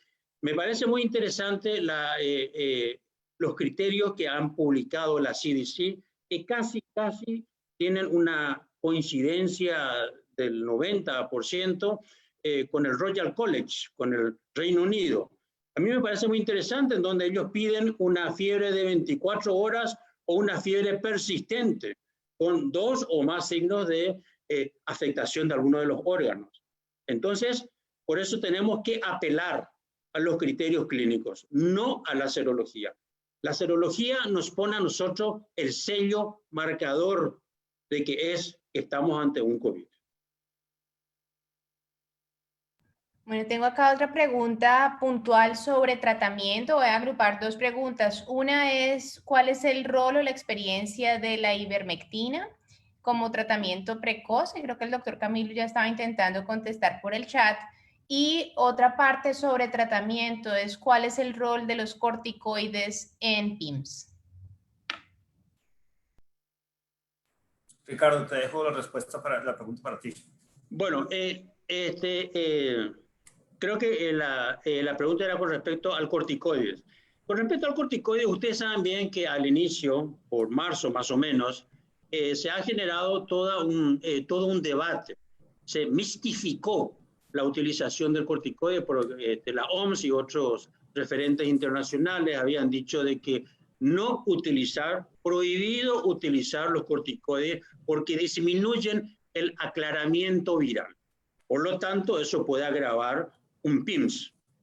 Pero bueno, luego fueron pasando los tiempos y resulta de que muchos hemos pensado y varios referentes internacionales se han referido a esto de que resulta que estamos hablando de un síndrome hiperinflamatorio y el corticoide es un antiinflamatorio por excelencia. Es decir, no podemos estar prohibiendo en ningún contexto clínico como nos hicieron o como nos trataron de hacer creer más o menos a principios de marzo o a finales de febrero, que es prohibido utilizar corticoides. Pero por suerte esto se fue aclarando con el tiempo.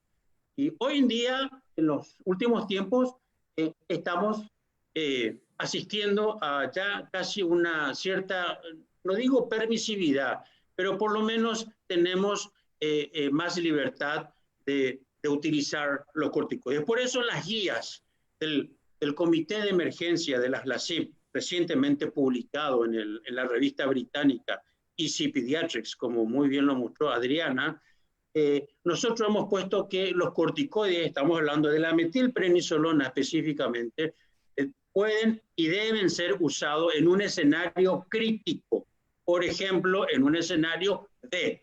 En un escenario crítico tenemos y debemos utilizarlo, porque estamos hablando de un síndrome hiperinflamatorio y sobre todo cuando tenemos evidencia de un síndrome de citoquinas muy intensa, como lo he mostrado recién en uno de los slides. Y últimamente, en estos días, hace 2 días, en el New England salió un reporte preliminar de la Universidad de Oxford, en donde ya se está hablando de la dexametasona. Lamentablemente, yo no mostré nada de esto, porque no es un trabajo pediátrico todavía. Han utilizado la dexametasona en los pacientes a partir de los 70 años, 80, etcétera. Entonces, y es un reporte preliminar. Aparentemente la dexametasona, que está bastante disponible en todos nuestros países, puede ser utilizada y está aconsejada. Ojalá que salga un trabajo pediátrico acorde a nuestra especialidad para que nosotros lo podamos considerar fuertemente, porque la dexametasona creo que existe en todos los países de Latinoamérica. Corríjanme si estoy equivocado. Sí, yo iba a hablar de la ivermectina, porque bueno, yo en lo personal no tengo experiencia con ivermectina para el COVID-19, pero creo que conforme, y igual que mencionaba en la charla, creo que la evidencia cada día va saliendo mayor evidencia respecto a los diferentes medicamentos. No sé si Camilo la utiliza ya en Washington, nosotros aquí no utilizamos la ivermectina, probablemente va a haber que esperar unos meses más para que salga mayor evidencia respecto a los beneficios de este medicamento, así como en algún momento la hidroxicloroquina, acitromicina, entre otros, en los pacientes pediátricos con COVID-19. Sí, correcto, de acuerdo. No, acá no tenemos ningún... Hay que recordar, como dice Ricardo, la mayoría de lo que estamos haciendo es extrapolación de estudios en adultos, ¿cierto? Y no hay ningún estudio randomizado, prospectivo, que nos diga que es un tratamiento adecuado, ¿cierto? Aquí usamos más que todo la inmunoglobulina intravenosa, obviamente, y tenemos la disponibilidad, que me imagino que no debe ser similar, ¿no?, en bastantes países, de los inhibidores de interleuquinas, ¿cierto? Como aquí y todo lo demás. Lo otro que también hicimos un par de veces es el suero convaleciente de pacientes que se han recuperado. Y creo que en un par de pacientes que tuvimos, y de hecho el paciente que les mencioné de 25 años, se le dio plasma convaleciente y estuvo en ECMO y sobrevivió. Pero de nuevo, no es basado en evidencia, pero sabemos que funciona, ¿cierto? Entonces sí, como bien dice Ricardo y Adriana, hay que ver qué pasa en los siguientes meses en Europa y en Estados Unidos y ver qué podemos aprender de eso para trasladarlo a Latinoamérica. Sí, una cosa, aprovechando de que Camilo tocó el tema del plasma, yo no lo había tocado, pero aprovechando que tocó el tema del plasma, la terapéutica con el plasma, yo creo que hay que resumirlo con la siguiente frase. Es una luz en el túnel. Es una luz en el túnel. Realmente los trabajos últimos que están saliendo son bastante prometedores con respecto a eso.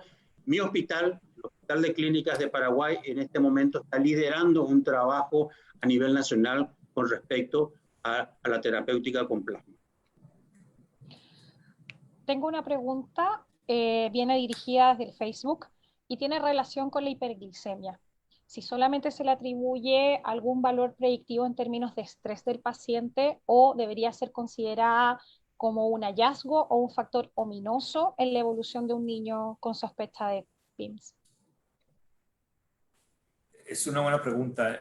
No sé la respuesta, la verdad. No sé si hay estudios que pueden comparar como la hiperbuminemia o la linfopenia, un valor predictivo. No sé si haya un valor en la curva de ROC con respecto a eso.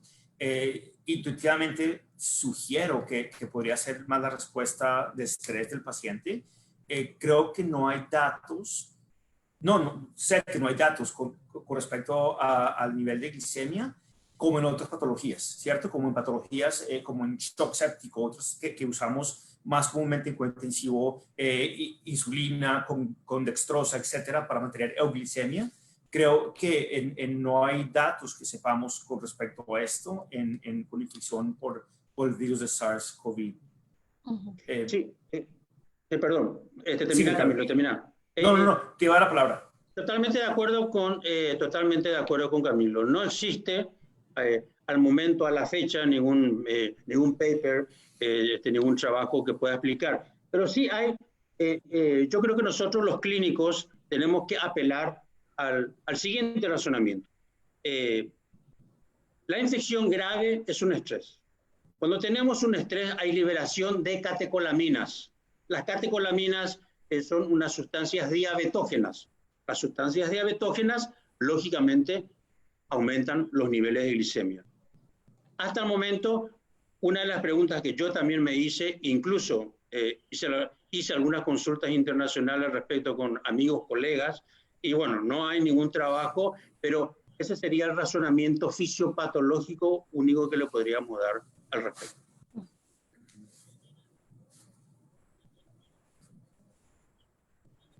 Tenemos una pregunta acá también muy interesante y creo que va sobre el síndrome inflamatorio multisistémico y es ¿cuál es el mejor momento de la enfermedad para hacer un ecocardiograma y cómo es el seguimiento que debemos hacer de estos pacientes una vez les hemos dado el alta hospitalaria?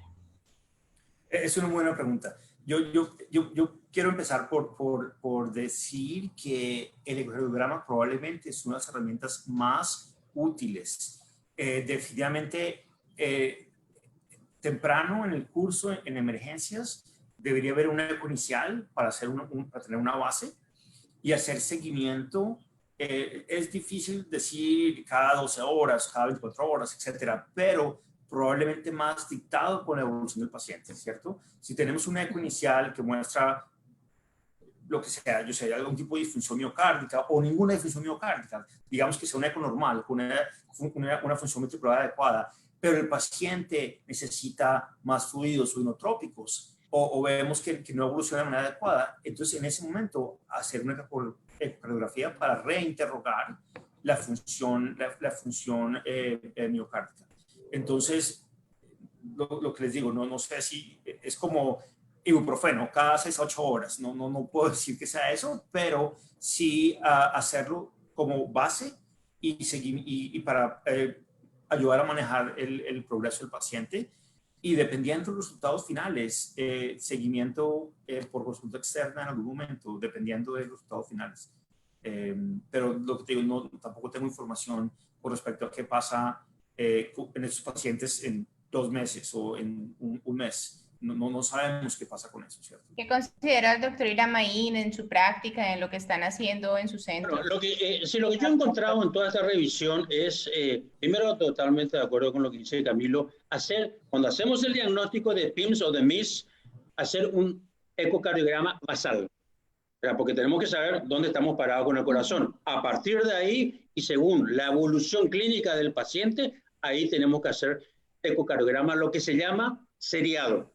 Es decir, que puede ser cada 8 horas o cada 12 horas, según la evolución del paciente. Generalmente, lo que yo he hablado con gente que tiene mucha experiencia, lo he conversado, como por ejemplo con el doctor Levin del Imperial College de Londres, ellos lo que hacen es cada 12 horas, eventualmente, si hay una inestabilidad cardiovascular, lo hacen cada 8 horas.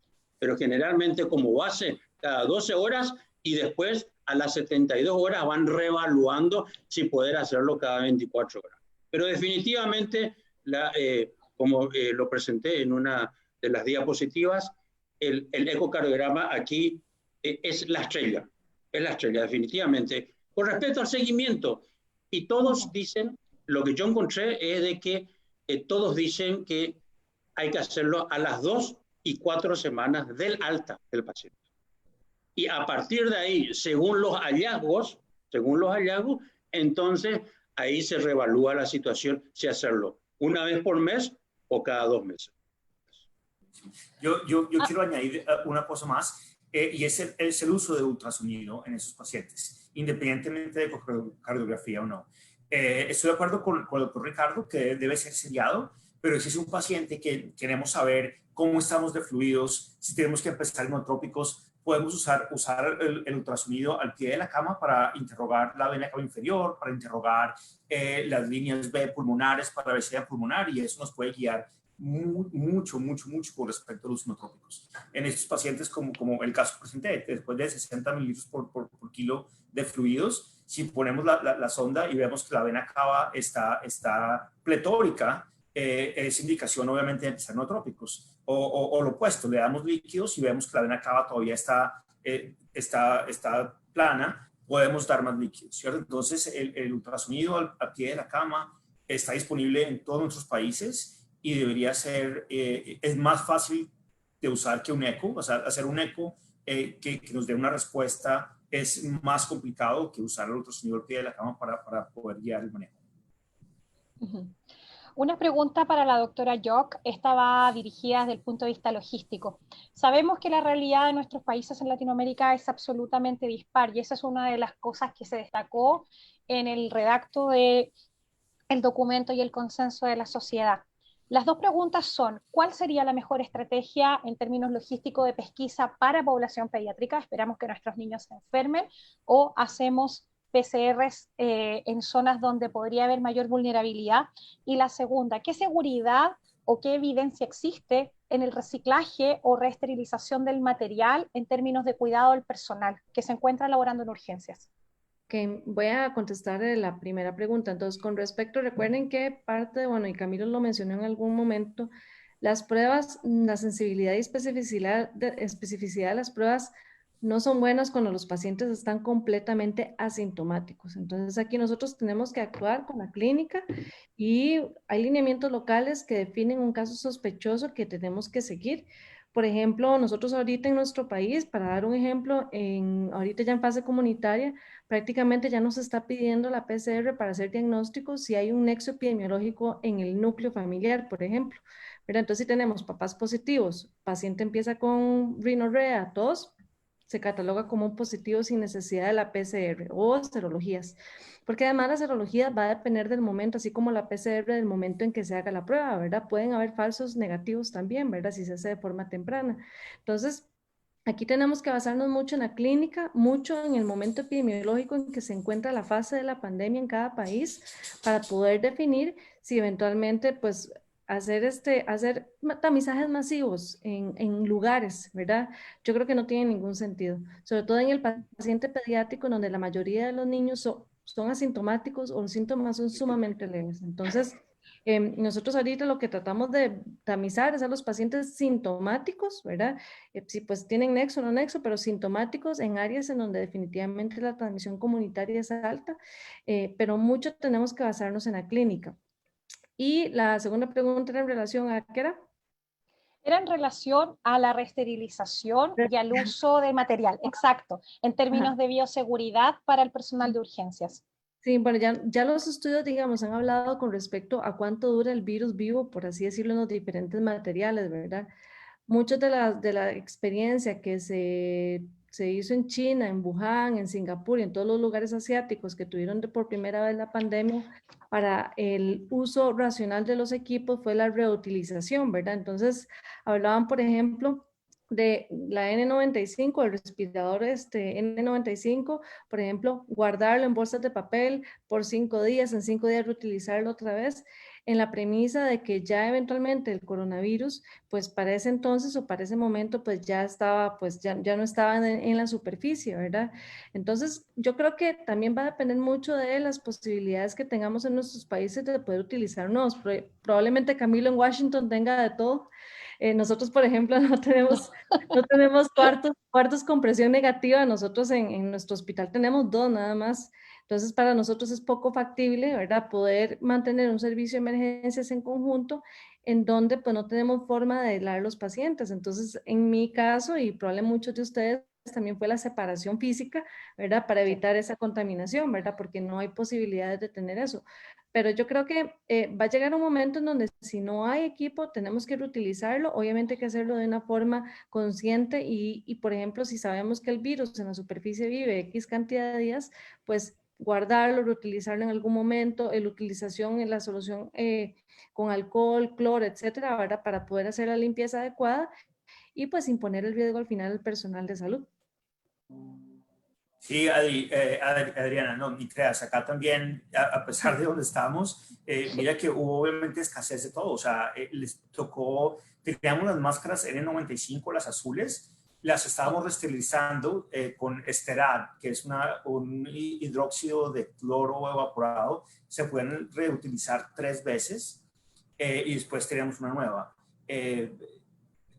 Es difícil, sí, y tenemos equipos de protección, pero no es como se ve en otros países, no tenemos todos el PAPR, tenemos un PAPR para intubar, por ejemplo, el PAPR es el casco de presión negativa, tenemos 4, que probablemente es más que muchos países, ¿cierto? Pero no es que sea ideal en todos lados, ¿cierto? Y el problema es, como mencionaba Ricardo, ¿qué va a pasar en los siguientes 6 meses? ¿Qué va a pasar en los siguientes 8 meses? ¿Cierto?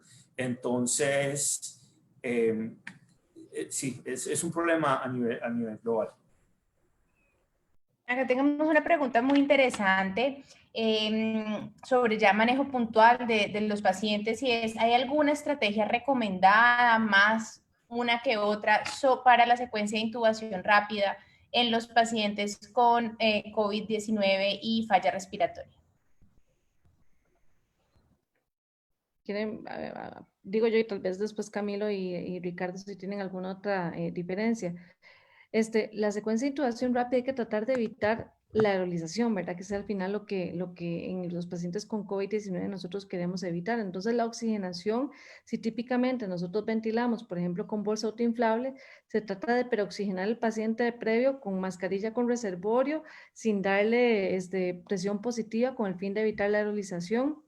También los dispositivos de barrera, que es algo que hubo que incorporar, ¿verdad? Dentro de la intubación del paciente. Y, por ejemplo, tener cuidados como pinzar el tubo endotraqueal cuando uno va a desajustar para colocar, por ejemplo, el filtro, capnografía, etcétera, que son cosas que antes pues nosotros no lo hacíamos, ¿verdad? Entonces, incorporar, como les mencionaba en la charla, algunas cosas, por ejemplo, los filtros, sondas de aspirar cerrada, ¿verdad? Algunas cosas que dentro de la mecánica normal pues no la teníamos pues incorporada como en el chip, ¿verdad? Pero más que todo eso.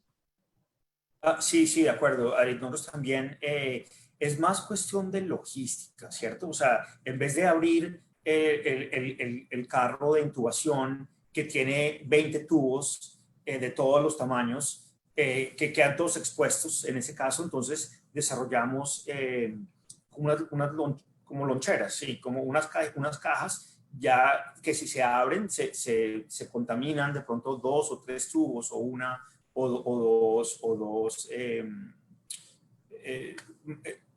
suministros y no se contaminan todo lo demás. Entonces, un poco más con respecto a la logística.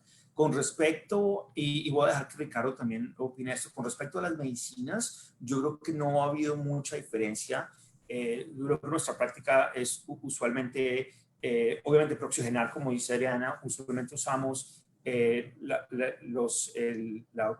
válvula no la autoinflable, pero la máscara de anestesia, ¿cierto? Se llama flow inflating bag, no sé si es en español.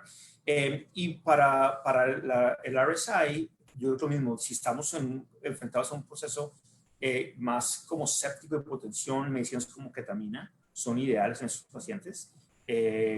No sé si hay datos, Ricardo, y te pregunto con respecto, por ejemplo, a otro tipo de medicinas que puedan afectar a nivel adrenal en pacientes que consideramos que hay un proceso inflamatorio, ¿cierto? Como el tomidato.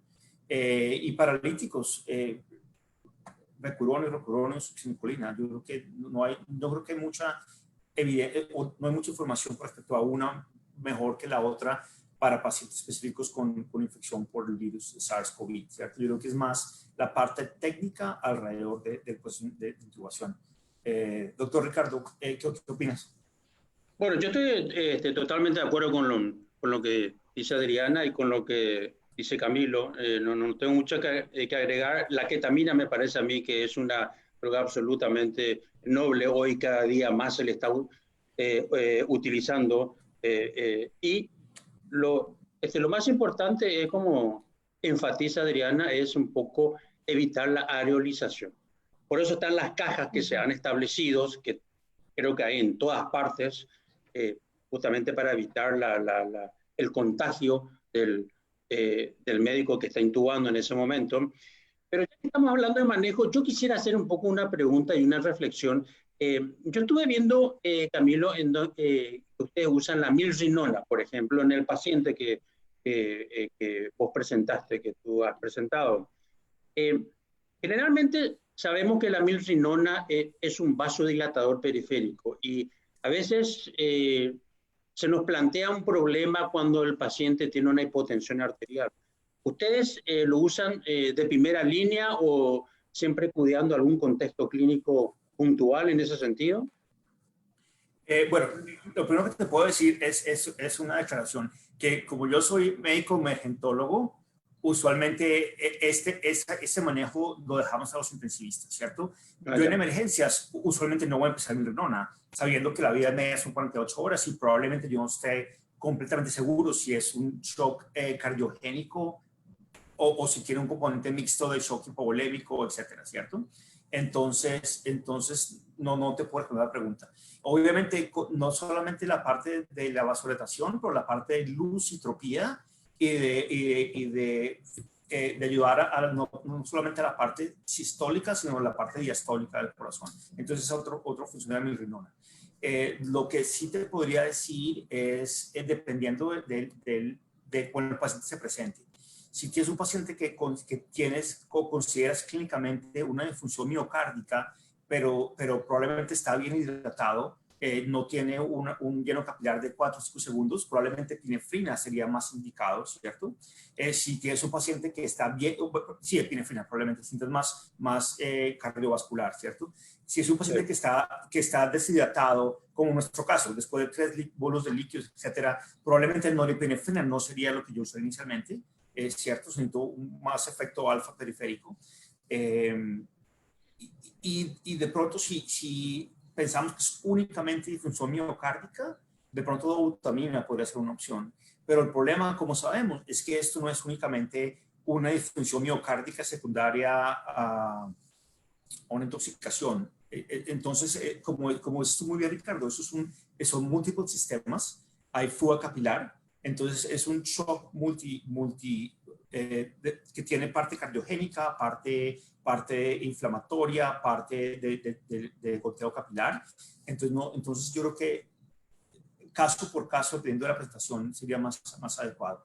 Pero como te digo, en emergencias yo no usualmente tengo la buena suerte de dejarles a ustedes esa decisión.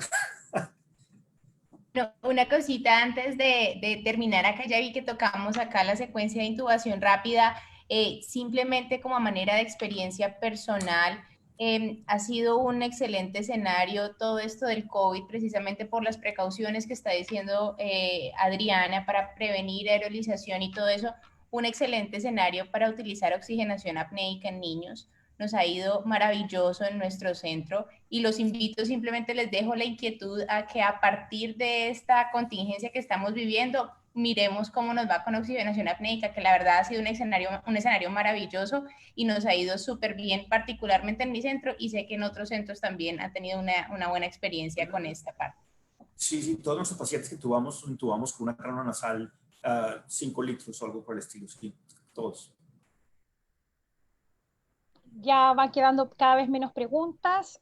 Una reflexión que aparece en el chat sobre las edades, probablemente la mayor mortalidad asociada a menor edad. Por otro lado, sabemos que nos enfrentamos a una constelación de síntomas, no necesariamente teniendo un examen que nos diga esto es, salvo que tengamos el antecedente epidemiológico. Una reflexión generalizada para los pediatras ha sido el hecho que muchas veces nos vemos enfrentados a síndromes febriles y no siempre tomamos todos los marcadores de inflamación.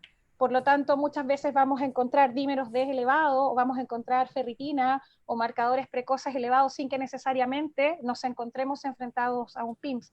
Por lo tanto, la reflexión que hacen muchos colegas es al examen físico acucioso y obviamente a identificar muy bien los pacientes estables de aquellos que potencialmente pudiesen tener marcadores de shock. Las dos últimas preguntas, una pregunta desde Chile particularmente, para la epidemiología actual en la cual nos encontramos con algunos niños que están cursando las laringitis típicas por parainfluenza o estacionales, si bien no se ha hecho un estudio con panel viral, como se hacía antaño, dado que la mayor prevalencia es por COVID. ¿Alguna experiencia, particularmente el doctor Gutiérrez o la doctora Yoc, en el uso de Aerogen? Y la última pregunta que surge en el chat, antes que ustedes nos puedan dar sus conclusiones finales, es sobre el uso e indicación de la aspirina. Bueno, con el Aerogen no, yo no tengo como experiencia en utilizarlo. Y la otra cosa es con la aspirina, más que todos los pacientes con sospecha de Kawasaki, que hablábamos un poco de que si son mellizos, hermanos, gemelos, primos, ¿verdad? Del PIMS, pues nosotros hemos tenido un caso y sí se está pues recomendando, ¿verdad? Como un Kawasaki. En realidad es difícil poder decir es un Kawasaki o no en transmisión comunitaria casi, y nosotros ahorita, por ejemplo, en gran área metropolitana, es difícil poder no encontrar un nexo, ¿verdad? Si el vecino, el familiar, el tío, el abuelo, ¿verdad? Si tuvo COVID y que de repente se presenta con un cuadro de Kawasaki, no darles aspirina, ¿verdad? Pues entonces aquí nosotros sí se le está dando aspirina, pero no rutinariamente a los pacientes leves ni moderados que no presenten ningún otro dato, ¿verdad? Que sea meramente respiratorio o que tengan datos leves, no se está recomendando dar aspirina. Sí, de acuerdo, exactamente igual. Como mencionaba la doctora Adriana en su charla, obviamente evitar el uso de aspirina en síndromes virales febriles en niños. Aunque ya no vemos mucho el síndrome de Reyer y todo eso, igual sabemos que es el riesgo, ¿cierto? Pero si en pacientes que tenemos la consideración de síndrome multisistémico inflamatorio o que tenemos confirmación ecocardiográfica de alteraciones, en esos casos sí usamos aspirina, como decía, la dosis moderada. Y con respecto al uso, tampoco usamos Aerogen, no lo hemos usado. Creo que hemos vuelto a usar, en vez de cuando tenemos pacientes con CRUP, en vez de usar epinefrina inhalada, les damos dexametasona intramuscular o oral si la pueden tomar, ¿cierto? Pero no tampoco tenemos el uso de Aerogen. Doctor Ricardo. Sí, una puntualización quisiera hacer. Pero con respecto a la aspirina tenemos que tener mucho cuidado en ese sentido. Yo le tengo más miedo de nada. ¿Por qué? Porque tenemos que recordar desde el punto de vista farmacológico que la aspirina es un antiagregante plaquetario. En estos cuadros estamos teniendo muchas plaquetopenias y podemos agravar la plaquetopenia del paciente. Cuidado con eso.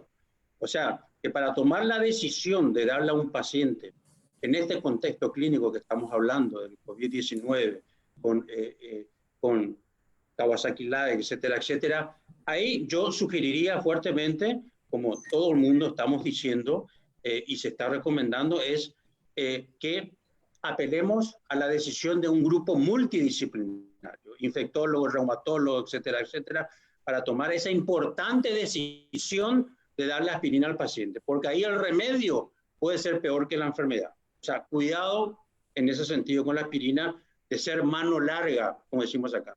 Con respecto a la laringitis, sí, estamos en un contexto especial, que es el COVID-19, en donde a la areolización se le ha mistificado, o sea, se le ha satanizado en ese sentido. Nosotros en el Hospital de Clínicas de Paraguay, por eso estamos haciendo unas nuevas guías en tiempos de COVID. Por ejemplo, hemos hecho ya unas nuevas guías de la laringitis aguda, que se titula En tiempos de COVID. O sea, son unas pautas para el manejo de la laringitis aguda en emergencias, por ejemplo, porque sabemos bien de que la nebulización con epinefrina, por ejemplo, en la laringitis es muy beneficiosa, pero tenemos el problema de la aerolización. No todos tenemos presión, digamos, una habitación con presión negativa o una sala solamente para el paciente. No todos tienen esa facilidad. Por eso estamos haciendo, lo podemos socializar si la mesa directiva de la clase lo considera pertinente. Entonces, por supuesto que estamos apelando más a ciertas medidas invasivas, como dice Camilo, intramuscular, etcétera, etcétera. Bueno, acá ya estamos cumpliendo nuestro límite de tiempo para nuestro webinar de hoy y quisiera preguntarles a los panelistas si quieren hacer como alguna conclusión final o quieren mencionar algo que hayamos dejado por fuera antes de cerrar. Yo O sea, lo que yo quisiera es hacer un... perdón, Adriana. No, perdón, Adriana. Primero las mujeres. No, yo rápidamente lo que quiero es nada más que individualicen los pacientes, ¿verdad? No, no todos hay que manejarlos con receta de cocina y si bien es cierto no hace guías para tratar de estandarizar, a los pacientes hay que individualizarlos y al final todo el personal de salud por favor protegido. Nosotros siempre decimos en pandemia no hay emergencias, primero hay que protegerse nosotros y luego manejar el paciente. Camilo. Sí, Ricardo, Bueno, primero yo quiero agradecer a la mesa directiva de las LACIP nuevamente por la organización. Quiero agradecerte a vos, Camilo, que aceptaste la invitación y estás utilizando tu importante tiempo a eso. Cuando me comuniqué contigo, dudé que a lo mejor aceptases la invitación, así que yo quiero hacerte un agradecimiento público, personal a tu... creo que hemos aprendido mucho con tu presentación y te agradezco que me hayas aceptado esta invitación realmente porque prestigia al Comité de Emergencia. Y lo que yo quiero decirle a todos los presentes es lo siguiente. ¿Por qué hemos iniciado esta disertación, en el caso mío, de que si son gemelos o parientes lejanos, etcétera? Porque esa es la confusión. Eso es lo que ha generado la confusión. Pero yo les quiero decir una cosa. Lo importante es de que esos diagnósticos, ya sea PIMS o síndrome de shock de Kawasaki o Kawasaki, por suerte no hay una implicancia terapéutica, porque a ambas entidades clínicas le estamos dando lo mismo. Yo incluso, no solamente por la revisión que hice, sino también por las consultas internacionales que hice antes de esta presentación. Entonces, todo coincide de que, y bueno, le damos lo mismo, en el 90% le estamos dando lo mismo. Lo único que tenemos que tener cuidado, insisto, es en la aspirina. Pero, por suerte, hubiese sido muy peligroso que las definiciones tengan una implicancia terapéutica, es decir, que si le damos PIMS, que si diagnosticamos, mejor dicho, PIMS, le tenemos que dar una cosa, y si diagnosticamos Kawasaki, le tenemos que dar otra cosa. Le estamos tirando todo. Generalmente le estamos tirando toda la batería. Así que por ese lado a mí me tranquiliza. Tenemos que seguir leyendo, vamos a seguir aprendiendo. Esta pandemia nos está imponiendo una actualización continua a todos los pediatras, a todos quienes nos dedicamos a la medicina crítica. Nada más. Gracias. Ricardo, sí, muchísimas gracias por la invitación. Muy agradecido realmente a ti y a la mesa de SLACIP. Mi comentario, yo creo que no va a ser relacionado a medicina. Yo creo que mi comentario es más que esto es una maratón, no es un sprint. Entonces, mi comentario va más hacia cuidémonos nosotros como médicos, como personas, como familias, ¿cierto? Porque esto nos afecta a diferentes maneras, ¿cierto? Ya sea a nivel social, como vemos con las agresiones a los médicos, a nivel institucional, pero a nivel personal. Entonces, ya llevamos en esto 2, 3 meses y va a ser mucho más. Entonces, aprovechar para cuidarnos como individuos, ¿cierto? Como personas, como familias, etcétera, que eso nos da la oportunidad de poder mañana o en el mes entrante o en 6 meses poder ayudar a alguien más. Entonces ese sería como mi comentario de cierre y muy honrado de estar en este panel con doctores del calibre de Adriana y de Ricardo. Entonces, y espero, ojalá en un futuro, poder reunirme una vez más y poder compartir sus experiencias. Bueno, perfecto. Y sin más preámbulo, queremos invitar a la doctora Norma a que nos dé sus comentarios finales. Bueno, excelente las ponencias de cada uno de estos expositores, realmente una mesa muy concurrida y con preguntas hasta el final. Nos vemos obligados por los tiempos de repente a hacer este cierre. Quiero agradecer particularmente a las doctoras Laura y Paula por su extraordinaria moderación, a los panelistas expertos en los temas. Y quiero avisar que el próximo sábado, el primero, es el webinar de oncología. Entonces estaríamos encontrándonos nuevamente en este horario de las 14 horas. Muchas gracias. Chao, chao. Hasta luego. Gracias a todos. Que Chao, estén bien. Gracias a todos. Chao, Chao, chao. chao. Chao, chao.